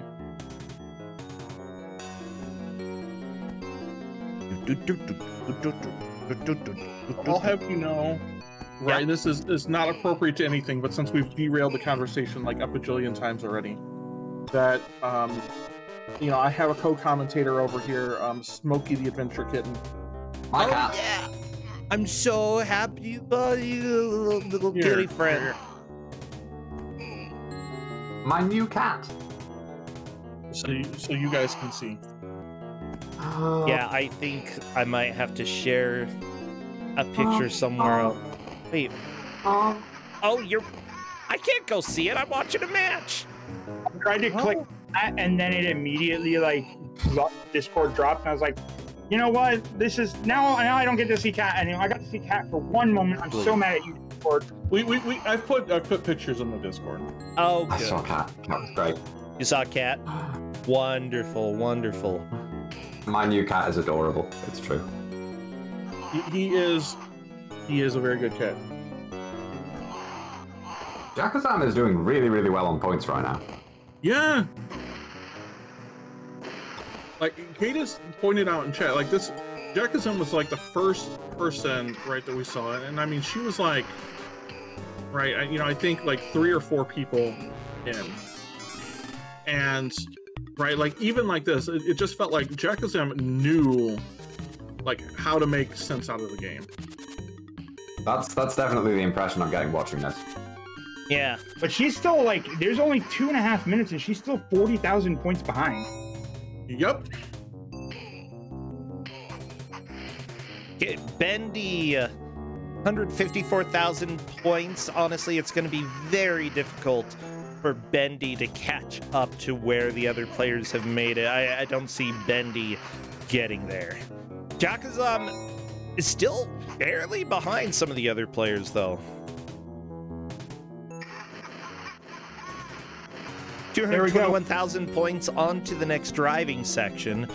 You can get a whole lot of points here, though. You can get a whole lot of points in the driving section. Just got to shoot every car to get the bonus, and it looks like that bonus is not going to happen. However, each car, if you get cumulative cars, it will add to your bonus points every single time you shoot one. Next car is worth 1,000 points, and you want to keep that score up there, and there we go. 1,000, 1,000, 1,000, 1,000. Yeah, this is looking pretty solid for this attempt. Ooh, yeah, nope, that is pretty up there right now. Yeah, she missed one car, not a big deal. It was the end. I think 5,000 points will put her, or she only needs like 5,000 more points in order to get near the beat second place there. So 1 minute for that is not bad. It's very doable. Okay, that's like what, a few unarmed jump kicks. There we go. You figure like right now 252, and she is officially up into second. Now 258. If you pass 258, you are in first. Oh, she is so close, but we're also really close on time. Oh, she died. That's fine, because their enemy's right here. And she... 258. Okay, a few more points, and you are in first, Jakazam. There we go, 260. That is officially a lead change. Jakazam moving into first here. Now, can she get more bonus? Or get knocked down? That's an option. We'll see, because it is basically time. Everybody, that is the end of that match. Woo. That flipped real quick. She was 40 points. She was 40,000 points behind with the last 2 minutes, and then just burst forward. And that was impressive. And the funniest part about all of this, right? Jakazam had probably figured it out first, right? The 3x score.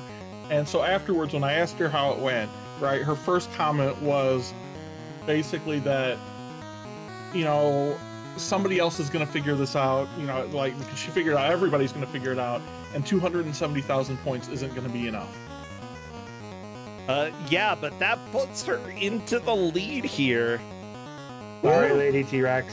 Let me go ahead and go switch this over so y'all can see what the standings look like.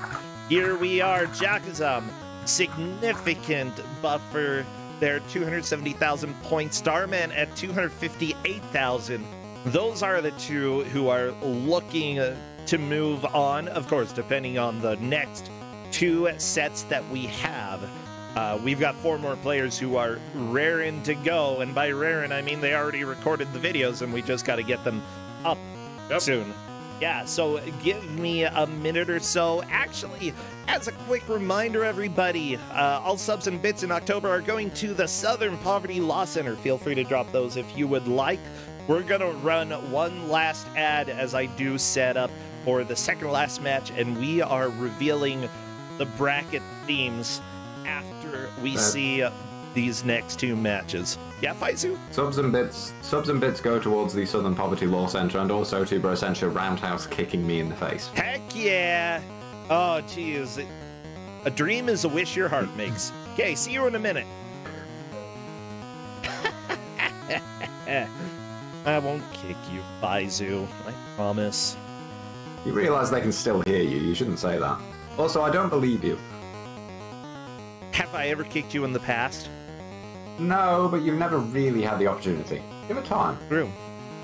Oh, okay. It's like love. It grows. I guess. Or something. Yeah, the more you love someone, the more you want to kick them in the face. Do we need to have an intervention? I mean, if so, it's for your benefit. Oh my gosh. Let's see. I'm just getting everything put together. Calm down. No, I don't believe in kicking people in the face. Okay. What about just in the head in general? Have I ever done that? I don't think so. I'm gonna say no, I don't support that either. I am probably gonna have to run in a moment. Uh-oh. I don't think I can sit here for the final match to find out who our top two are. Alright, go ahead and run if you need to. Faizu, it's been a joy having you here. And it's been a pleasure being here. This was a fun game, sort of. You get to come back to GM land.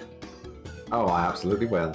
But yeah, this is a fun game. It's terrible but enjoyable, which is honestly the sort of thing we aim for from Kuso for the most part. Yeah, I love it. Unless the GMs are annoyed, in which case, no, you just get misery. By the way, everybody, welcome on back to Kuso6rande, the Bad Video Game Tournament. We are currently doing the tiebreaker. If you're just stumbling on in, this specifically, we had players play 15 minutes of Batman on the arcade in order to get the highest score possible. There have been 20 players, only 2 move on, and per the score that we have, Jakazam and Starman are at the top. They are currently in a decent spot to move on, but we still have 4 more players. Will they manage to hold on, or will they lose their grip into the bracket? Well, I know what happens, but not everybody else knows. So let's go ahead and jump over to the second to last couple that we have. I'll probably have to step away for about a minute or so as well. So let's get started. I guess it's just me and you, Corndan. Yep. For like 1 minute. Okay, go! Well, so now that we don't have Brosentia here. No, just a second. I gotta fix everything. I'm still here. Yeah, you sure do. What? I don't know why Corndan, everything you've broke. got a really interesting Brosentia impression. I'm actually like way more impressive. I know, I'm really good at it. That's incredible. You've got like all like the inflection, even that's just impressive. This is dumb.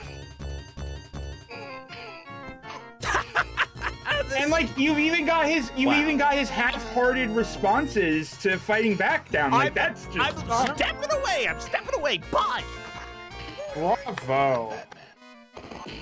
I pushed the timer button. I'm leaving for real. I was hoping you stepped away before you pressed the timer button. That would have been fantastic, but now I can't riff on you for it. So what are we gonna do? We're gonna have to watch the players play. I do want to report out that Smokey the Adventure Cat is now found squirrels, and squirrels are the bane of his existence. And a blue jay. Squirrels and a blue. Yeah. 2 bits. Napier's cleaning out active chemicals. I don't know. It's the right amount of syllables. Where were we at again? Oh yes, it's cat. We're gonna I go want more see cat. Well, I'll post some more pictures of Cat. Right. He is, as I said, he's more interested in our back porch right now. I'm very sad because my roommate is allergic to cats, and so I can't have animal, or allergic to almost every animal. And also I'm poor, so like it's not a good idea for me to probably have an animal right now, and it makes me sad.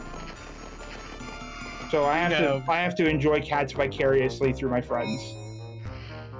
I mean, that's fair. Yeah, it's unfortunate, but that's okay. Because, you know, cats are something that you enjoy vicariously via friends. And here, it's really hard to talk slowly and fill things because I said it a little bit too early. All right, I'm back. But whereas cats are something you live vicariously through friends, VATs are something you live vicariously through competitors. True. Oh, okay. Yeah, so here we are.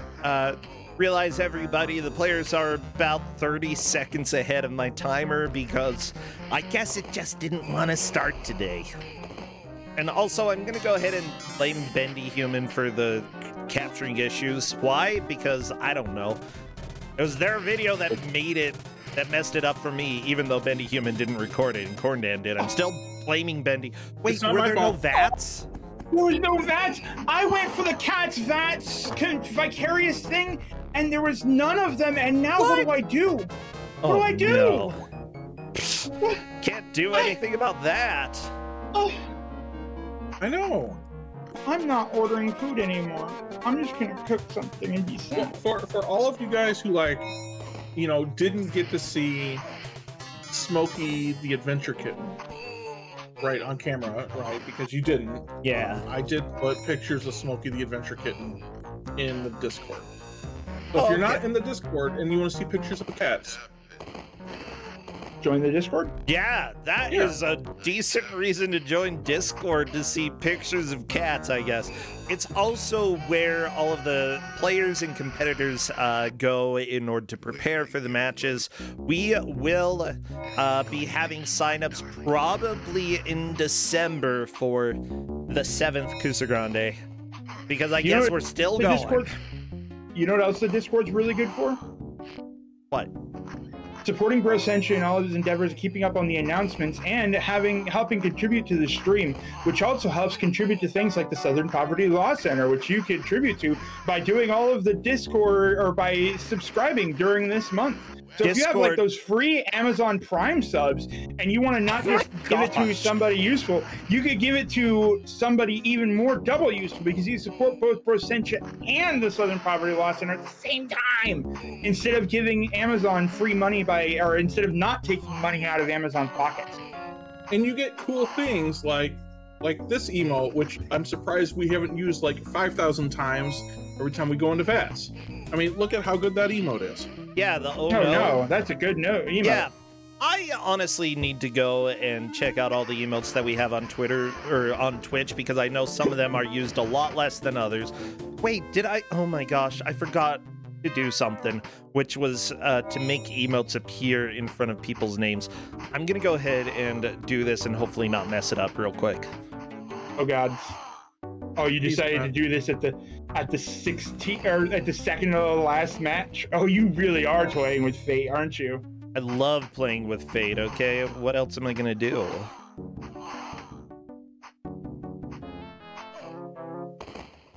I just, you know. There, it might, oh, there, we've got emotes on the stream now. Do we? Oh, hi, emotes. Well, we yeah, don't have look. them on Discord. Yeah, that's true. See, look at all the oh no's just flying up. 3 days. It took me 3 days for the game development to implement emotes properly. I say me, but my brother. For what development? Oh, the game I'm working on. Oh, it took 3 days. It took me like 3 seconds just now. Yeah, because you're using like Streamlight stuff. We had to do custom code and caching of images and all that other Maybe fun you stuff should use Streamlabs in your game, huh? But that wouldn't have worked. Wouldn't have worked that way. Oh, okay. But that doesn't work that way. I don't know how it works. You can make it work. I'm over the moon because after like almost the entire year of development, we're about to put like the game into a beta form where it's actually like existing. Can I test it? I don't think you want to, but you could. We'll talk later. Okay, everybody, we are currently about 6.5 minutes into this match, and remember, the players are trying to get the high score. The current score to beat is Jakazam's at 270,000 points. Second score is 258,000 points. So if... Oh, she just screamed at me. Scary. Will either of these players come close to one of those? I don't know. Actually, I do know. Well, I'm not spoiling. Ritz is no, actually both of these players are 1/3 of the way through, just over 1/3 and just under 1/3 of the score requirement. So they're actually doing pretty good right now. Oh yeah, just got to keep it up. But the problem is that this is really good for score, right? And you know, if you're not farming on the next stage, like, okay, I'm not quite halfway there and I'm at like 110,000, right? Yeah. Which means I have to do a lot of grinding in this level, right, basically, or sprint through to get to the bat plane level. Yeah, but you don't know what levels are coming up, do you? Well, exactly. So, but if I'm thinking, like, basically, every level I've had some sort of, like, driving one after it, right? Yeah. Or most of them. You know, if I'm at this point in time, I might think, like, I got a lot of points there, right? Like 30,000 points. Yeah.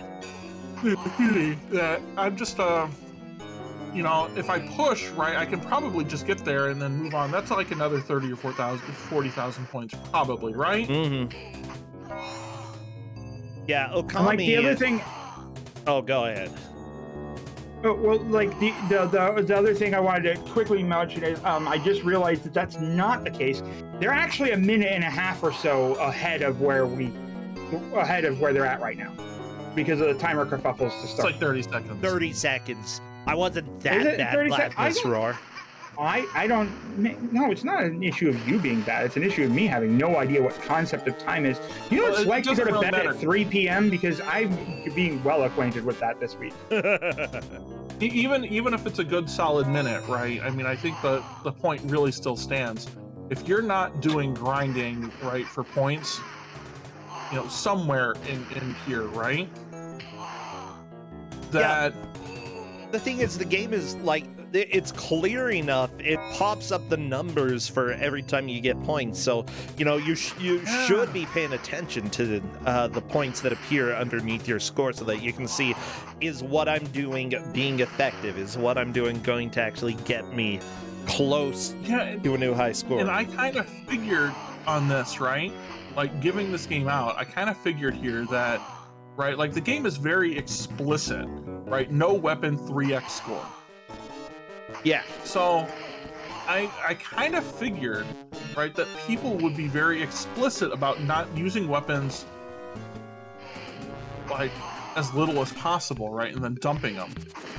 The other thing is that that's a case where you have to be, like, very aware of everything that's going around the screen and notice that early on, because it's really easy to ignore that until you notice that suddenly you have weapons and that you've seen that area, and as a result, it's really easy to overlook that. And the other thing is that we're dealing with players who are used to, at this point, with how far they are in doing racing and trying to have that, and that's competing against the immediate mindset of needing to do points. Maybe a lot of these players it's don't very know counterintuitive. Very rarely do games really give you a reward based off of which weapons you're using. But this game does, you know. You either get normal number of points, or if you have no weapon, 3 times the points. It's just, you know.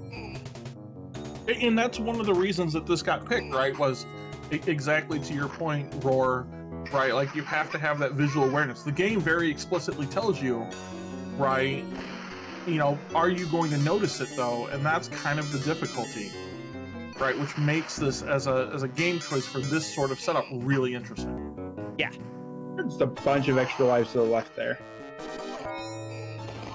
I love that there's a woman being taken hostage in one of the windows there, and don't really do anything about it as Batman. You're like, nah, bigger fish to fry. This is Gotham City. People getting taken hostage are basically the morning commute. Okay, Ritz back to the 3-time score. I don't, like, I have a hard time seeing either of them getting into the top 2 at this point, but, like, who is going to come victorious between these two? With Arrow Fodder moving on to the airplane stage, this might be enough to put Arrow Fodder above Ritz Blues. I mean, to put it in perspective, right, when we look at Jekazum's score, right, like, right about roughly where we're at, she was at, like, 210, 215,000. Yeah. Right, I mean, so that's a big chunk of points to make up. Oh, yeah, for sure. You might be able to do it here, right, if you can stay on the copters, because the copters are worth 1,000, right, on that, you know, if you get the copters here as they come by, right, and then the balloons are worth 2,000. So, okay, you know, if you can sustain all of that through the stage, both the balloons and the copters here, you can probably make a good amount of points. Missing one balloon right there for Arrow Fodder. Now, that one is really hard to do. Yeah. You sort of have to already be moving. Yeah, it looks like the copters are doing the same thing where they're escalating in points, but I'm not sure if there was a thing that causes them to reset back down. It is. It's just okay, yeah. Okay, yeah. And so it's not all the way in the back. All the way in the back, those copters actually don't count for missing. It's when they come forward. Right. We got like a minute and a half there for Arrow at 200,000 is not terrible there, though. Nope. Yeah, getting all the balloons is like a 10,000 bonus, 10,000 point bonus, plus each of the balloons are worth 2,000 points apiece. So the balloons on their own are a pretty big chunk of change. Oh, yeah. Right, and then there's so many of those helicopters, right? You could easily get in that section of the stage. It wouldn't surprise me of like 60,000 points, right, in just that. So, you know, if you could come into that at 200,000, you could still come out ahead. And like how far back they were not just 3 minutes ago, this is pretty impressive, in particular what Arrow's coming up from. Yeah, Arrow Fodder has made a lot of progress there. Like, it's not enough to win, unfortunately, but it's impressive no less. Unfortunately, Ritz does not seem to have found the footing in this game. Yeah, Ritz has made a decent push. It's not going to be enough to stay in the tournament, but yeah, we're coming up near time because I started the timer late. We'll find out when it goes black. All of these videos that are left are actually started and stopped on time. Finally! I gotta rib you a little bit, Corndad. Look, you want cat pictures, right? Oh, you gotta work with me. Oh, Corndad, nice. Corndad, I'll delete him. He was so good. Corndad threatening the cat removal.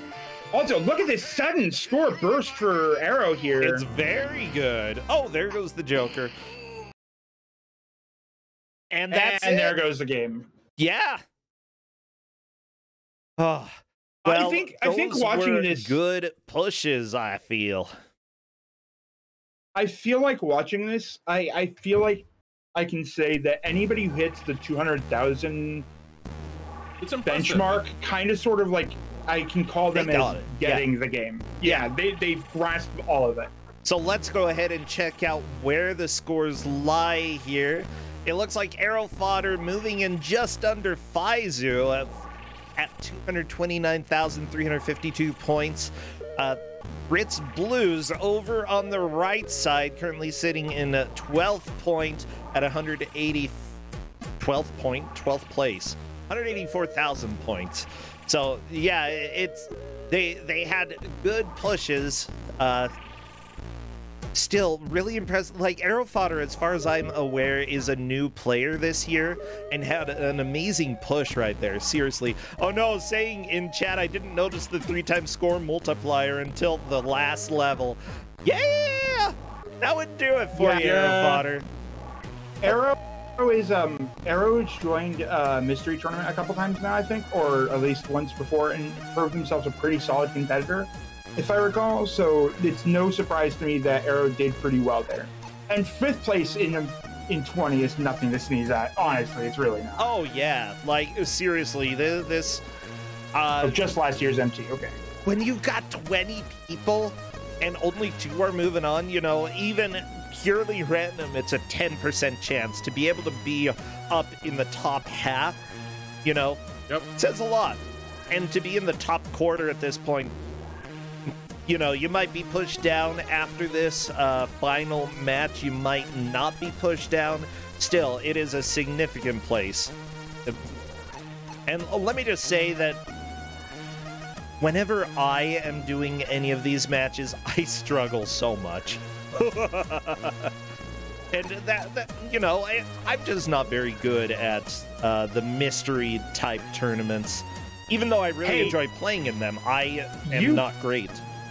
You crushed me in triathlon. Like, that's, you know, I've got to credit where it's due, man. Well, when you showed up, I crushed you. Yeah, even when I didn't show up, you crushed me. I checked my time versus y'all's. I didn't do too well in triathlon this time. It's all good. It's all good. For me, it's just fun. I'm still really sad that I slept through the first match. Just like, I just passed out and just couldn't wake up on time and forgot about it. Go me. Okay, well, I need to race you more often then. Well, that way I can actually win sometimes. Everybody, we're on to the last 2 players of this tiebreaker. Fahrenheit and Hello Allison. Will either of them surpass Jakazam or Starman? We will see in just a little bit. I'm also committing the best for last. Did we save the worst for last? Did we save strangely mediocre or very interesting? Or is Corndan saving my voice early on for 700 Batmans in a row? Oh my gosh, you never know what is going to happen. I mean, I know. Well, let's do this. 1, 2. Why am I counting from 1? Whatever. Go. 1, 2, 3. That's how they normally count it, right? ABC, yeah. Here we go. Immediately they're out the gate and just kicking faces. Aha, are they taking names? Nope.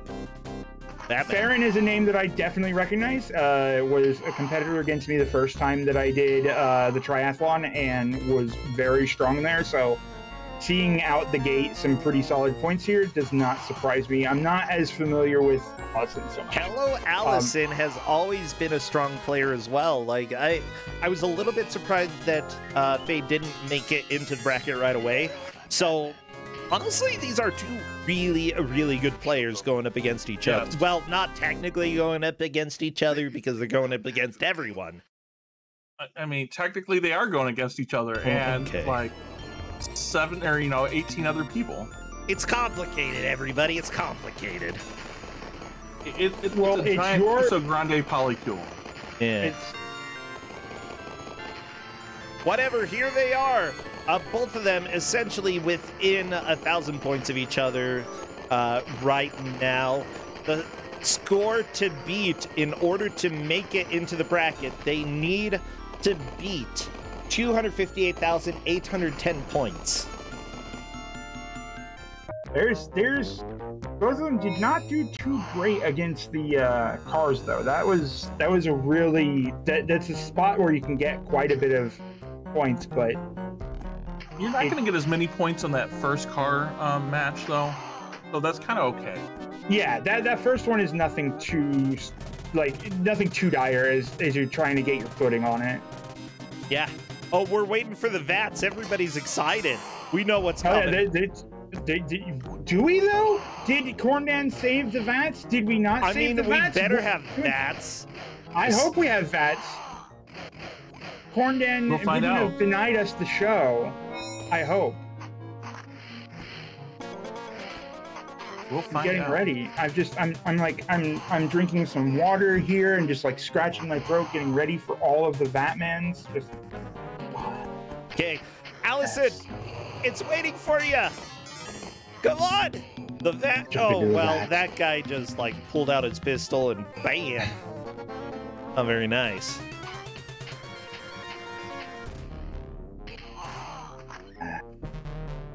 Okay.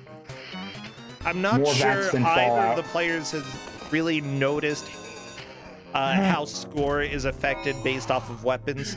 Corndan, you tease! Corndan, they both get the vat! No more vats! Oh. I mean, Melos made up for it. Yeah.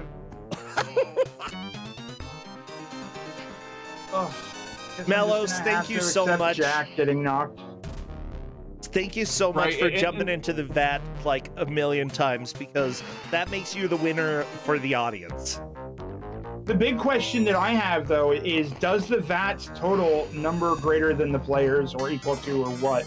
Unfortunately... Yeah, it's great. I think... Is it? For sure. Fantastic. Thank you, Internet Dirigible and Melos, for making my day a little bit more vattier. Like, easily we had more VAT deaths than players today. Easy. Did we have more than double? I don't know. This 50,000 points, though, moving into the museum in only 4 minutes is pretty good, I think. Like, it's on track to hit 200,000, but not much more than that. So, yeah, they really need to start getting some big scores here. The museum is a great place to grind. Honestly, they may end up grinding completely on accident here, but they gotta pick up the pace. Then again, the car level is a huge one for getting more points. And that comes right after the museum, so, you know, if you learn how to grind and learn that you can get a whole bunch of points here, this is a great place to just sort of stay and get points. But as far as I've seen, nobody has really, like, stayed here for an extended period of time. Maybe for a little while, but not forever. Yeah, even, like, the current leader, Jack Azam, was only here for, you know, 5 to 7 minutes, I think, and was doing a good job of grinding there, but still tried to push onward and was fighting Joker for a decent bit of it. So this is definitely, it's really interesting, though, how quickly things can twist around. We've seen that happen once. So knowing that that's a possibility is there. I'm waiting for either of these players to realize that when they run out of weapons, they start getting a lot more points. And hopefully they're able to do that in just a little bit. Hello, Allison, ranking or getting a whole bunch of points at this point. However, opting to go get one of the pickups. Whereas Fahrenheit just avoided that pickup to the left there. I think he might know. I think so. It was hard to tell, right, with Farron, and you'll see. But I think so, like, based on the plan here, it's definitely like... Oh, going immediately, turning around and grabbing that does lead the question. I know the answer for Allison.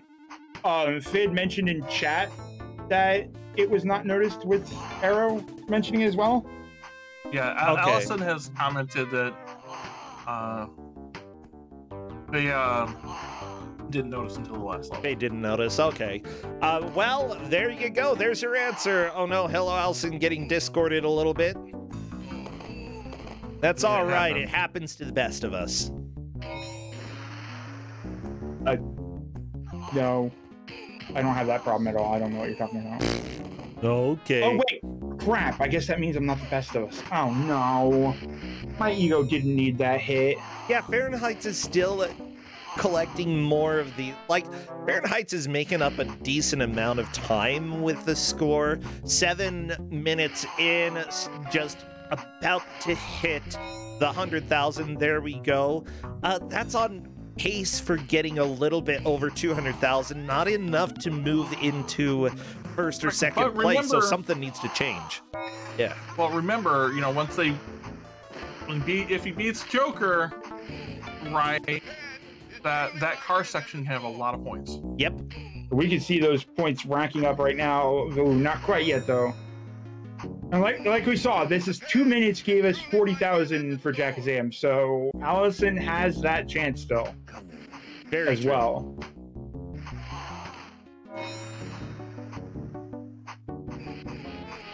Okay, yeah, hello Allison, currently going through this driving stage and not really doing the best at shooting the vehicles in there. Fahrenheit's now at the driving stage. If you shoot the green cars, and just the green cars, you can get a significant bonus. Faizu, again, possibly one of the best players we've seen do this section. That was pretty dang good. Here we go, Farron looking good here. Getting a lot of hits.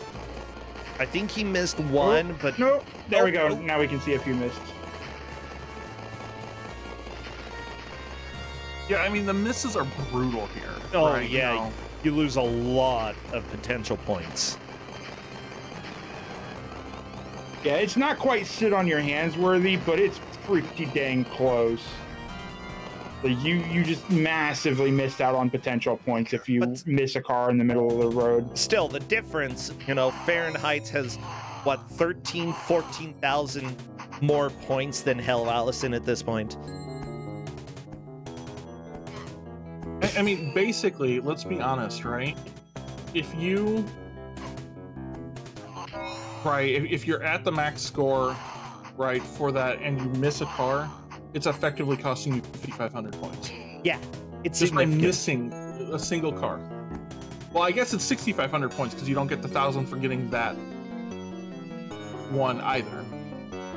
Yeah, it's one of those interesting things with combo-based score multipliers, where the closer to the middle you miss and drop your combo, the worse your points are. If you drop it at the end or the beginning and pick it back up, you still have a lot of points to get. But when you hit that middle point, it's really painful. Yeah.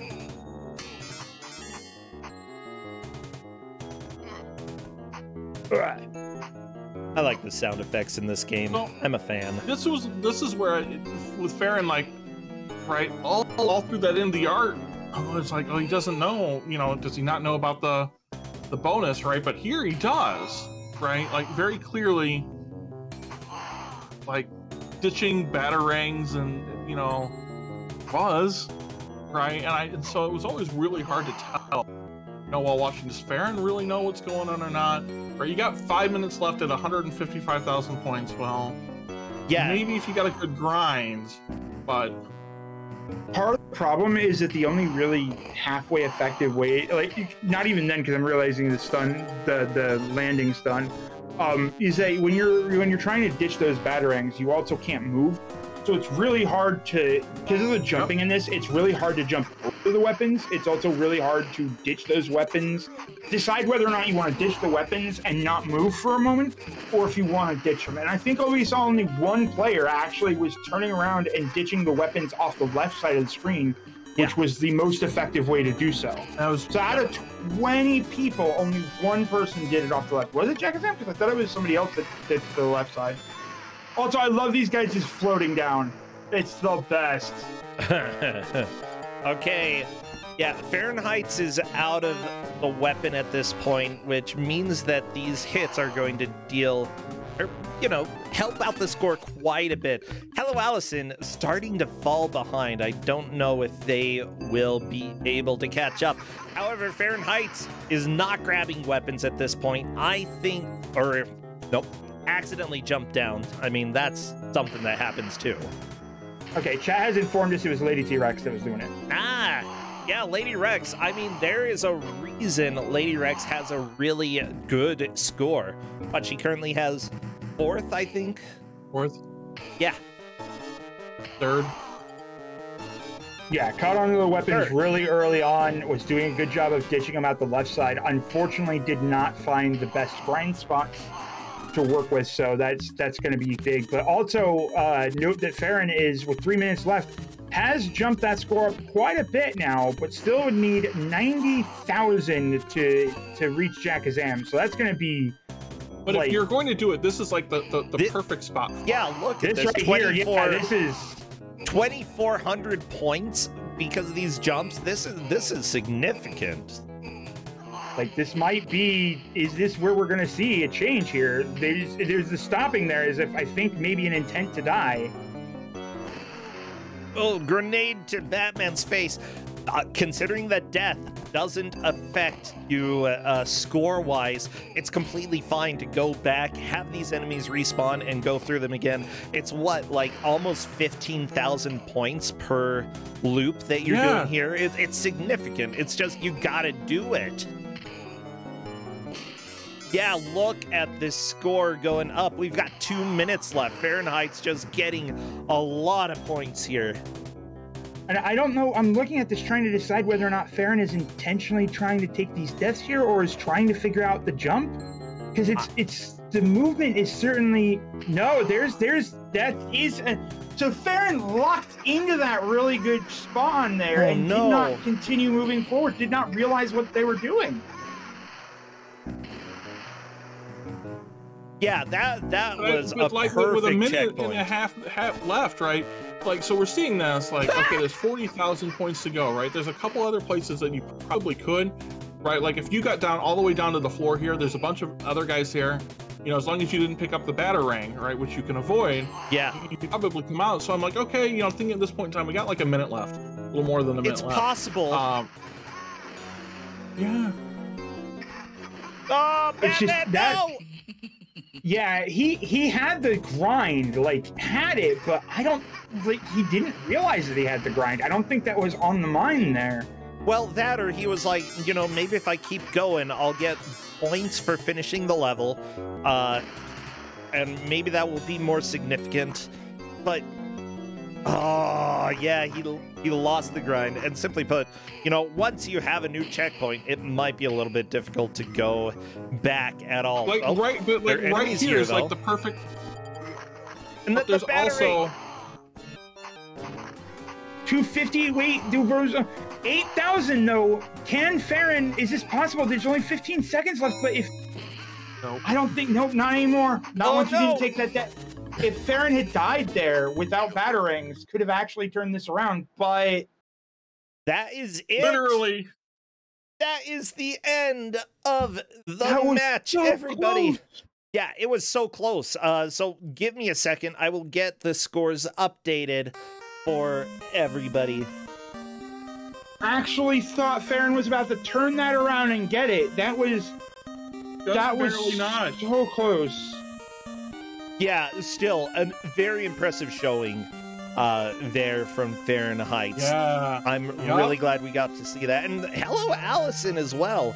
Like, hello, Allison still managed to move up in the top 10 for this, which I think, you know, if you're in the top 10 for the tiebreaker, you can be proud of how you did. Heck, if, like, even making it to the tiebreaker is a lot of work. And these 20 players did fantastic. I'm so glad that we have all of you joining, okay? All of you who played. Wait, let's show the final scores, right? Because I want you guys to see the difference. There we go. Yeah. Fahrenheit's almost past 400 points. 400 points. There was the difference between second and third was for third and fourth is 400 points. Yeah, but the difference between second and third was only like 6,000. Like it was like 3. Yeah, Farron. Once I saw Farron start that grind, right, whether it was purposeful or not. Yeah, I swore Farron was going to take second. Yeah, I thought Farron was coming nowhere near that based on the number of points that was had. Like the amount of the score just going through the roof. Yeah, at the end, Farron was just getting so many points. It was amazing to see that huge push. Lady T-Rex, you are eliminated in the most fashionable way here. Again, shout-outs for the, like, Lady 100% shout-outs for the left side ditching weapons off the side of the screen. I'm going to award you 2,000 extra bonus roar points. I know it's not much, but I can't award you more, otherwise it'll change the outcome of the match. And also, it literally doesn't matter because I don't actually have that power. Yeah. Well, I do want everybody to know that I was super excited about this. It was... I don't know, a nail biter. Even at the end, it was super exciting to see how everybody did. But that is the end of the group stage. We are done. And now it is time for us to move to the bracket. So let's go ahead and actually look at the themes that we're going to have this year.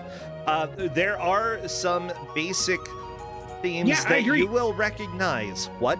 Bro, before we go on though, Jackazam's in chat. If Jackazam wants to come talk about the game real quick. Jackazam, if you want, feel free to come. Yeah.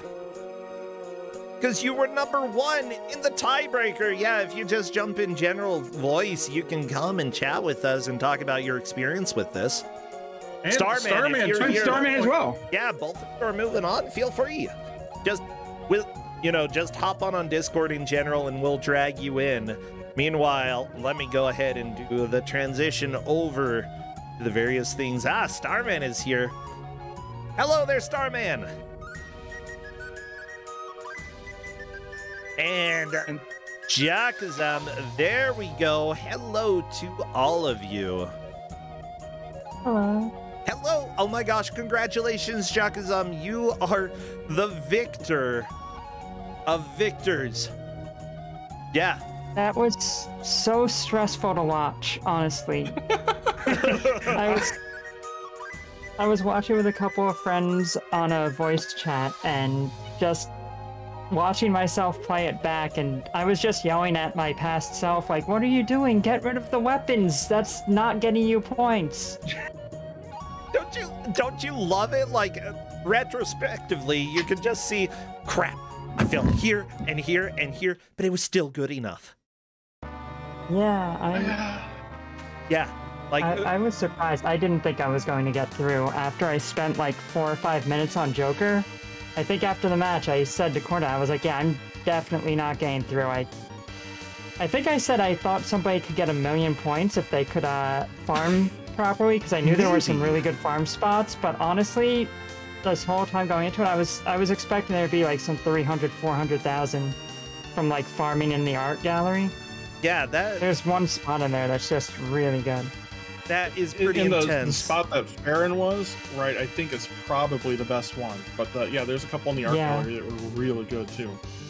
Yeah, I don't know, it was so exciting. And, I'm sitting there, I actually knew that nobody was going to beat you, Jackazam, and I'm like, I can't spoil this.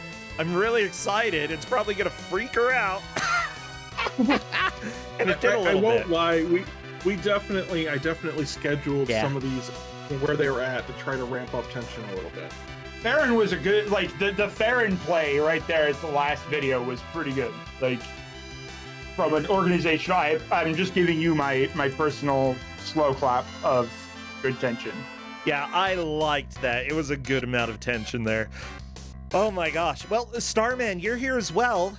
Yeah, what are your thoughts? How did you feel going into the match, after the match, and also today? How have things been? Oh dear.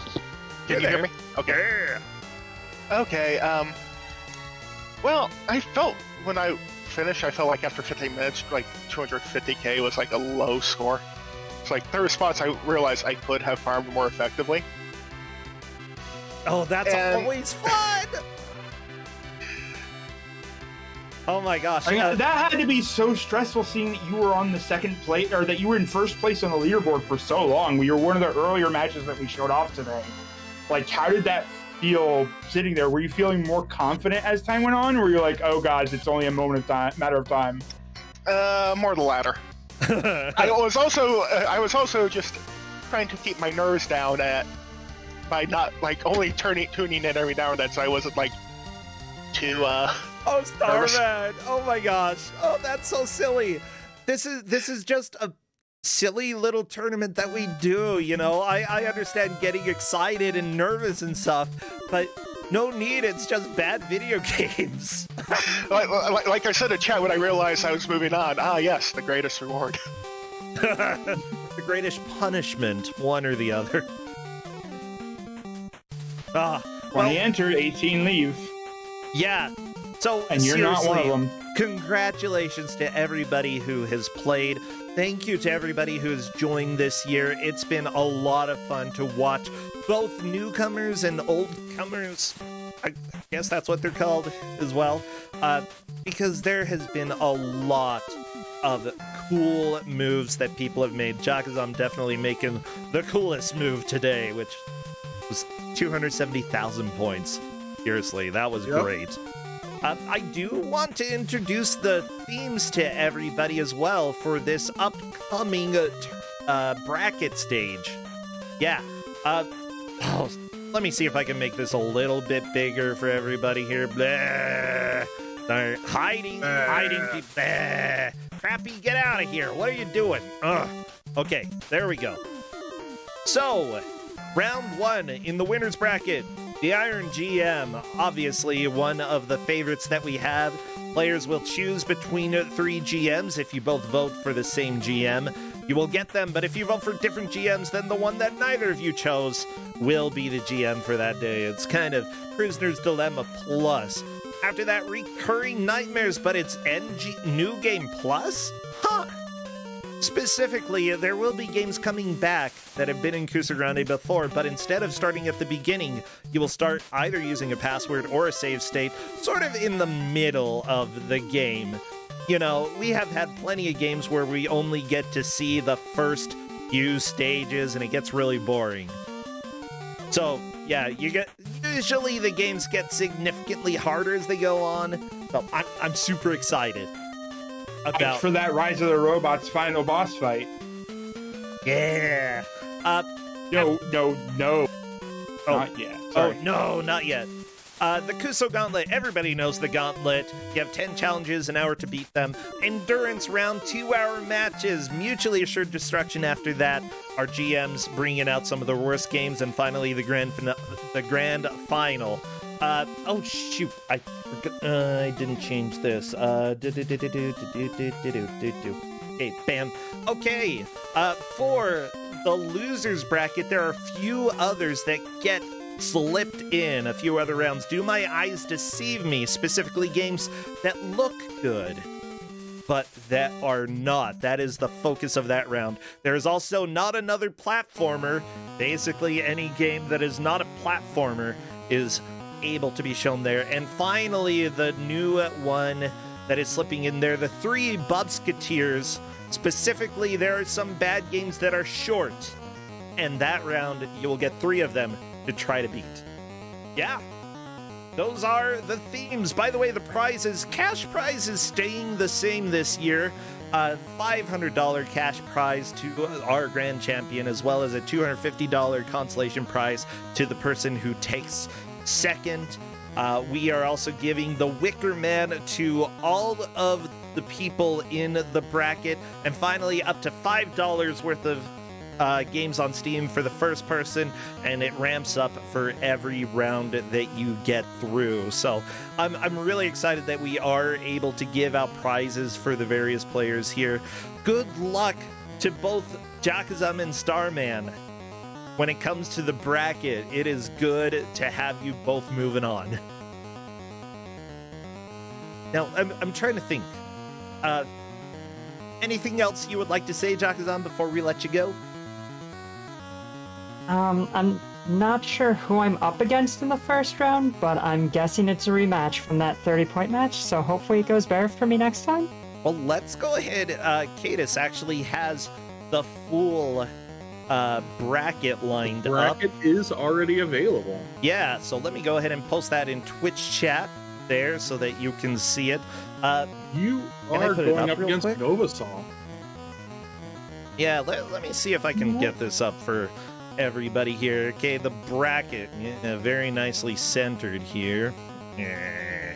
Okay, Okami going up against Starman. Starman, that is your current villain. Okami of games. Moonberry 2. It's okay. It's okay. We are fighting each other in a different tournament right now as we speak, so... Oh my gosh, I love it. After that, we've got Moonberry 2 versus Dude, Trambles versus Peachy-chan, Pokitsune against Kuchiri, Someone 325 against Clades, Time Wanderer and Mifa Time Walker and Pika Pals. Tetsuya and Lizstar. Ooh. That is going to be a difficult match. I expect Time Walker and Time Wanderer to do well, so we can have a Time Walker Time Wanderer match. Oh my gosh, yeah, confuse me. Thank you. Okay.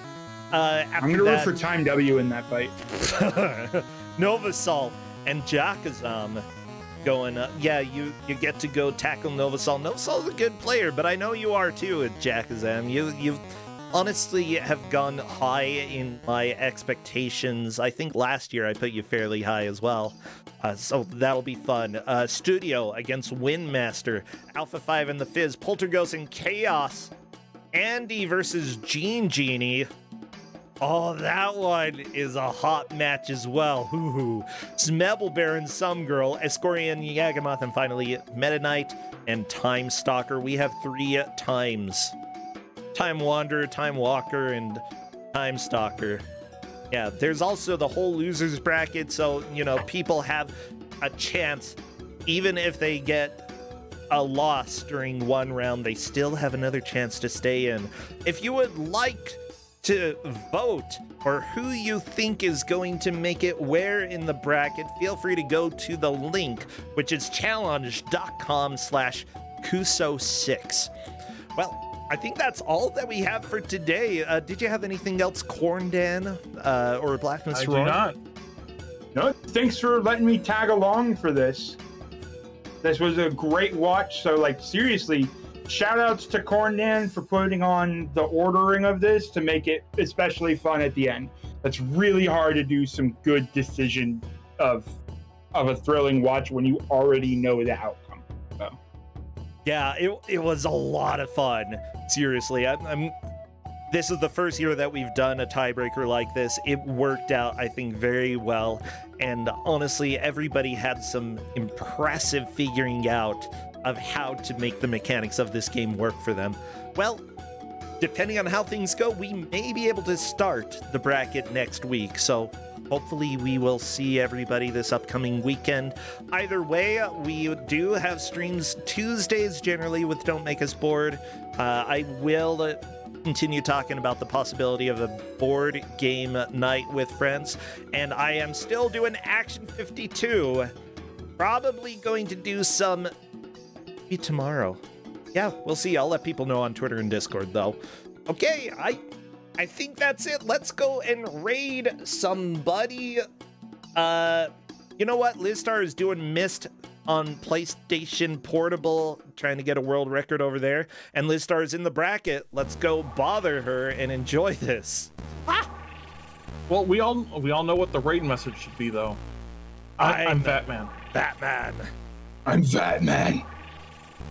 I'm Batman. Yeah, Batman. Everybody go be a Batman. Okay, Starman and Jakazam, take care, both of you. Thanks for having us. Thank you, Starman, thank you. Thank you for having us as well. Bye. Bye, Corndan. Bye, Blasphemous Roar. Bye. Bye. My ending yell. Bye. I don't think Discord even picked. I